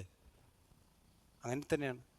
മാത്രമല്ല, നിങ്ങൾ ആലോചിച്ച് നോക്കി, ഇന്നിപ്പോൾ മനുഷ്യന്മാർക്ക് ഔറത്ത് പുറത്ത് കാണിക്കാനെന്ന് എന്തെങ്കിലും മടിയുണ്ടോ? ഇല്ലല്ലോ, ഒരു മടിയില്ലല്ലോ. അതെന്തുകൊണ്ടാണ്? അവൻ്റെ കൽബിൽ അത്രയും വലിയ തിന്മകളും തോന്നിയാസങ്ങളും എന്ത് ചെയ്തിട്ടുണ്ട്? കയറിയിട്ടുണ്ട്. അപ്പം ആദം നബി അലൈഹി സ്വലാത്തു വസ്സലാമക്ക് ഈ അബദ്ധം അഥവാ അള്ളാഹു സുബ്ഹാനഹു വ തആല പറഞ്ഞത് വിരോധിച്ചപ്പോൾ എന്തുണ്ട്? അവർക്ക് അവിടെ നഗ്നത വെളിപ്പെട്ടു. ആ നഗ്നത വെളിപ്പെട്ടപ്പോൾ അവർ ചെയ്തെന്താ? അവർ രണ്ടുപേരും പരിശ്രമിച്ചു. യഖ്സിഫാനി അലിഹിമ, ഖസഫ യഖ്സിഫ് എന്ന് പറഞ്ഞാൽ ശരിക്കും മൂടാണ്. യഖ്സിഫാനി അലിഹിമ, അവർ രണ്ടുപേരുടെ ശരീരം മൂടാൻ അവർ പരിശ്രമിച്ചു. തഫീഖ എന്ന് പറഞ്ഞാൽ അഫ്ആലു ശുറൂഇൽ പെട്ടതാണ്. അഫ്ആലു ശുറൂ തുടങ്ങി എന്നർത്ഥം. തഫീഖ എന്ന് പറഞ്ഞാൽ ആരംഭിച്ചു എന്ന ശരിക്കർത്ഥം. തഫീഖ, ശറഅ, അതുപോലെ തന്നെ ബദഅ, ഇതൊക്കെ അഫ്ആലു ശുറൂ എന്ന് പറയും, ആരംഭിച്ചു എന്നർത്ഥം. അപ്പോൾ തഫീഖ, അവർ രണ്ടുപേരും ആരംഭിച്ചു. യഖ്സിഫാനി, മൂടാൻ വേണ്ടി. അലൈഹിമ, അവർ രണ്ടുപേര് ശരീരം മൂടാൻ. എവിടുന്ന്? മീൻ വറഖിൽ ജന്ന, സ്വർഗത്തിൻ്റെ മരങ്ങളുടെ ഇല കൊണ്ട്. അതവർക്ക് അപ്പോൾ തോന്നിയതാണ്. അപ്പം ആ സ്വർഗത്തിലെ ഇലയുടെ മരങ്ങൾ കൊണ്ട്. അപ്പോൾ മനുഷ്യൻ്റെ ആദ്യത്തെ വസ്ത്രം ഏതാണ്? ഇലയാണ്. മനസ്സിലായില്ലേ? സ്വർഗത്തിലെ ഇലയാണ് മനുഷ്യൻ്റെ ആദ്യത്തെ വസ്ത്രം. അപ്പം ആ വസ്ത്രം ഉപയോഗിച്ചുകൊണ്ട് തങ്ങളുടെ നഗ്നത മറക്കുവാൻ അവർ രണ്ടുപേരും എന്ത് ചെയ്തു? പരിശ്രമിച്ചു. ആദമും ഹവ്വയും ആ സ്വർഗത്തിലെ ഇലകൾ ഉപയോഗിച്ചുകൊണ്ട് അവരുടെ വസ്ത്രം മറക്കാൻ, അവിടെ നഗ്നത മറക്കാൻ അവർ രണ്ടുപേരും തുടങ്ങി. എന്നിട്ട് അല്ലാഹു സുബ്ഹാനഹു വ തആല പറയാണ്. അപ്പോൾ ഇതിൽ പ്രത്യേകിച്ച് വ്യാഖ്യാനങ്ങൾ, വിശദീകരണങ്ങൾ ഇല്ല. അതായത് ഇനിയിപ്പോൾ ആ മരം ഏതാണ് എന്നൊക്കെ ചില തഫ്സീറിൽ ചർച്ച ഉണ്ട്. നമുക്ക് ആ മരത്തിനെ പറ്റിയും അതിൻ്റെ ഇലനെ പറ്റിയും ഒന്നും എന്ത് ചെയ്യണ്ട, ചർച്ച ചെയ്യേണ്ട ആവശ്യമില്ല. ഇനിയിപ്പോൾ അത് ഏത് മരമായിക്കോട്ടെ, ഞാൻ ഇലൻ്റെ വലുപ്പത്രയിക്കാറും ആ ഇലൻ്റെ വിശേഷണം എന്താണ്, അതൊന്നിപ്പോൾ നമുക്ക് എന്ത് ചെയ്യേണ്ട ആവശ്യമില്ല, ചർച്ച ചെയ്യേണ്ട ആവശ്യമില്ല. അങ്ങനെ ചില സംഗതികളൊക്കെ ചില തഫ്സീറിലുണ്ടാവും. അതായത് അനാവശ്യമായ ചർച്ചകളുണ്ടാവും, ഉണ്ടാവില്ലേ? അപ്പോൾ അത് നമുക്ക് ആവശ്യമില്ല. അപ്പോൾ അവർ രണ്ടുപേരും അവിടെ ഔറത്തുകൾ മറക്കാൻ തുടങ്ങി സ്വർഗത്തിൻ്റെ ഇലകൾ കൊണ്ട്. അത്ര അള്ളാഹ് പറഞ്ഞിട്ടുള്ളൂ. നമ്മളൊക്കെ എന്ത് ചെയ്യുക? അത്ര വിശ്വസിക്കുക. എന്നിട്ട് അള്ളാഹ് പറയാണ്, വഅസാ ആദമു റബ്ബഹു, ആദം തൻ്റെ റബ്ബിനോട് അസ എന്ന് പറഞ്ഞാൽ അനുസരണക്കേട് കാണിച്ചു എന്നാണ്. അപ്പം നിങ്ങൾ ആലോചിച്ച് നോക്കണം, ആദം നബി നബിയല്ലേ? ആദം നബി നബിയല്ലേ? അപ്പം നബിമാർക്ക് തെറ്റ് പറ്റുമോ? എന്താ നമ്മുടെ അഹ്ലുസുന്നൻ്റെ അഖീദ എന്താ? നബിമാർ മഅസൂമിങ്ങളല്ലേ? അല്ലേ? അല്ലേ? നബിമാരെ സംബന്ധിച്ചിടത്തോളം നമ്മുടെ അഖീദ എന്താ? നബിമാർ പാപസുരക്ഷിതരാണെന്നല്ലേ? മഅസൂമികളാണ്. പക്ഷെ ഇവിടെ അള്ളാഹ് പറഞ്ഞെന്താ? ഫഅസാ ആദമു, ആദം നബി അലൈഹി സ്വലാത്തു വസ്സലാം അബദ്ധം ചെയ്തു എന്നാ. അപ്പോൾ അതോ അഖീദൻ്റെ അല്ല. അമ്പിയാക്കന്മാർ നമ്മൾ ശരിക്കും മനസ്സിലാക്കുക. അമ്പിയാക്കന്മാർ മഅസൂമുകളാണ് എന്ന് പറഞ്ഞതിൻ്റെ അർത്ഥം എന്താണെന്ന് ചോദിച്ചാൽ, അവരിൽ നിന്ന് അബദ്ധം ഒരിക്കലും സംഭവിക്കൂല എന്നല്ല. അബദ്ധം വന്നാൽ അള്ളാഹ് അപ്പം തിരുത്തി കൊടുക്കും. എന്തുകൊണ്ടാണ് അബസവാത്ത് വല്ല ഇറങ്ങിയത്? ഇറങ്ങി റസൂലുള്ളാഹി സ്വല്ലല്ലാഹു അലൈഹി വസല്ലം ആക്ഷേപിച്ചില്ലേ? അത് അബദ്ധമായിരുന്നില്ലേ? ബദറിൽ പിടിക്കപ്പെട്ട ബന്ദികളെ നബി സല്ലല്ലാഹു അലൈഹി വസല്ലം എന്ത് ചെയ്തു? വധിച്ചില്ല, വെട്ടേക്കാൻ തീരുമാനിച്ചു. അള്ളാഹ് ഇറക്കിയില്ലേ? പാടില്ലായിരുന്നു, അബദ്ധമായിരുന്നു.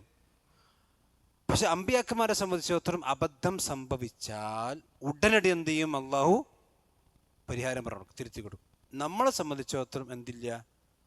അങ്ങനത്തെ ഒരു ഏർപ്പാടില്ല. അതുകൊണ്ടാണ് അമ്പിയാക്കന്മാർ ആ അബദ്ധത്തിൽ നിന്ന് മഅസൂമികളാണ് എന്ന് പറഞ്ഞാൽ സംരക്ഷിക്കപ്പെട്ടവരാണ്. ആ അബദ്ധം ഉടനടി അള്ളാഹു തിരുത്തി കൊടുക്കാനുള്ള സംവിധാനം എന്തുണ്ട്? അമ്പിയാക്കന്മാർക്കുണ്ട്. അതുകൊണ്ട് ശേഷം അള്ളാഹ് എന്ത് ചെയ്തു? കലിമത്ത് ഇറക്കി കൊടുത്തു. വേഗം തൗബ ചെയ്തോന്ന് പറഞ്ഞു. തൗബ ചെയ്ത് മടങ്ങി. നമ്മളെ സംബന്ധിച്ചിടത്തോളം ഒരു അബദ്ധം സംഭവിച്ചു കഴിഞ്ഞാൽ നമ്മൾ സ്വമേധയാ തൗബ ചെയ്യാന്നല്ലാതെ അള്ളാഹ് എന്ത് ചെയ്യൂല, അത് ഇടപെട്ടിട്ട് തിരുത്താൻ നിൽക്കില്ല.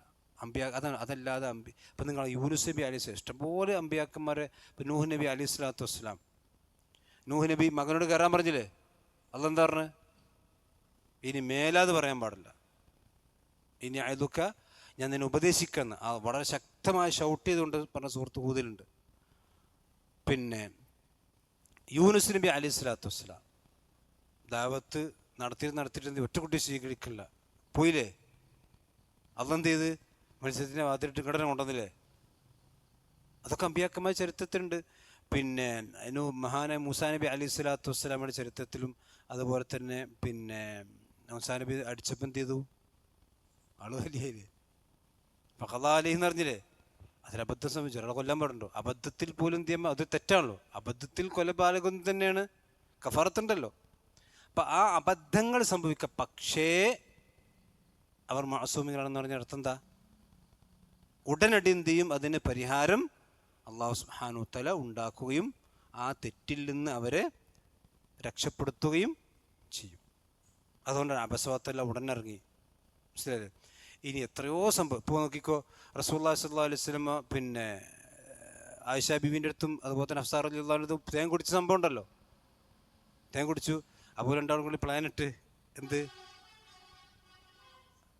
ഇനി നമുക്ക് ഭയങ്കര സ്മെല്ലുണ്ട്, നബിക്ക് പിന്നെ ദുർഗന്ധം എന്ന് പറഞ്ഞ റസൂലുള്ളാഹിക്ക് ഭയങ്കര വെറുപ്പുള്ള കാര്യമാണ്. അപ്പം നബി സ്വല്ലല്ലാഹു അലൈഹി വസല്ലം പറഞ്ഞു, ഞാൻ എന്ത് ചെയ്യൂല, തേൻ കുടിക്കൂല. ഇറങ്ങിയില്ലാത്ത് ലിമ തുഹർരിമു മാ അഹല്ലല്ലാഹു ലക്, അള്ളാഹ് അനുവദിച്ച് നിങ്ങൾ എന്ത് നബി പെണ്ണുങ്ങളെ തൃപ്തിക്ക് വേണ്ടിയിട്ട് എന്ത് ചെയ്യണത്? റസൂലുള്ളാഹിനെ ആക്ഷേപിച്ചോണ്ടല്ലേ, ഇത് ശരിയാണെന്ന് പറഞ്ഞ് അല്ല, പക്ഷെ അത് ഉടനത്തിന് അള്ളാഹ് ഇറക്കി ചെയ്യാൻ പാടില്ല എന്ന് പറഞ്ഞിട്ട്. അപ്പം അതാണ് മഅസൂം എന്ന് പറഞ്ഞത്. അതല്ലാതെ ഒരു അബദ്ധങ്ങളും, അത് മാനുഷികമായ അബദ്ധങ്ങൾ സംഭവിക്കില്ല എന്നർത്ഥം. മാനുഷിക അബദ്ധങ്ങൾ സംഭവിച്ചാൽ തന്നെ എന്ത് ചെയ്യുക, അപ്പോൾ തിരുത്തിക്കുക. അതാണ് മഅസൂം. അസമ എന്ന് പറഞ്ഞാൽ സംരക്ഷിക്കുക. ആ തെറ്റിൽ നിന്ന് അവർക്ക് സംരക്ഷണം ഉണ്ട്. നമ്മളെ സംബന്ധിച്ചിടത്തോളം എന്തില്ല, തെറ്റ് ചെയ്താൽ നമ്മളാണെങ്കിൽ ആദ്യം തയ്യ, നമുക്ക് തെറ്റിട്ട് നമ്മൾ ആദ്യം തയ്യ എങ്ങനെയെങ്കിലും ന്യായീകരിക്കാൻ നോക്കുക അല്ലേ.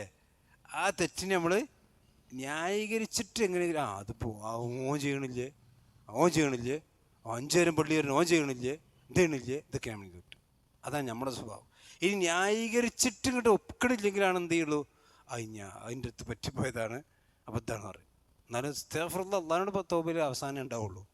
അമ്പിയാക്കന്മാർ തങ്ങളിൽ അള്ളാഹു അവരെ സംരക്ഷിക്കും. അതാണ് ഫഅസ ആദം റബ്ബഹു ഫഗവ എന്ന് പറഞ്ഞാൽ അതിര് കവിഞ്ഞു, അല്ലെങ്കിൽ പിന്നെ അതിര് വിട്ടു എന്നൊക്കെ അർത്ഥം. അപ്പോൾ ആദം നബി അലൈഹി സ്വലാത്തു വസ്സലാമക്ക് ആ ഒരു ചെറിയ തെറ്റ്, ഇപ്പം നിങ്ങൾ ആലോചിച്ച് നോക്കണം. ഞാൻ അതുകൂടി പറഞ്ഞ് അവസാനിപ്പിക്കുക, പിന്നെ സമയമായില്ലല്ലോ, ഒറ്റ പോലും കൂടി പറയാം. ആദം നബി അലൈഹി സ്വലാത്തു വസ്സലാമയെ അള്ളാഹു ഇത്രയും വലിയ അനുഗ്രഹത്തിൽ നിന്ന് പുറത്താക്കാൻ കാരണമായത് എന്താണ്? ഒരു അബദ്ധമാണ്. ഇബ്നുൽ ഖയ്യിം അത് പറയുന്നുണ്ട്. അപ്പോൾ ഒരു തെറ്റിനെ നമ്മൾ എന്ത് ചെയ്യാൻ പാടില്ല, സാരാക്കാൻ പാടില്ല. ഒരു തെറ്റുകൊണ്ടാണ് ആദം നബിക്ക് എന്ത് ചെയ്തത്, സ്വർഗം നഷ്ടമായത്. ഒരു അബദ്ധം കൊണ്ടാണ് ഇബ്ലീസിന് എന്ത് ചെയ്തത്, സ്ഥാനം പോയത് അല്ലേ. അപ്പം നമ്മുടെ ജീവിതത്തിൽ വരുന്ന ഒരു തെറ്റായിരിക്കാം ചിലപ്പോൾ നമ്മുടെ ജീവിതത്തിലെ ടേണിംഗ് പോയിന്റ്. അള്ളാഹു നമ്മളെല്ലാം കാത്തുരക്ഷിക്കുമാറാവട്ടെ. ചന്തവാക്യം നമുക്ക് പിന്നീട് വിശദീകരിക്കാം.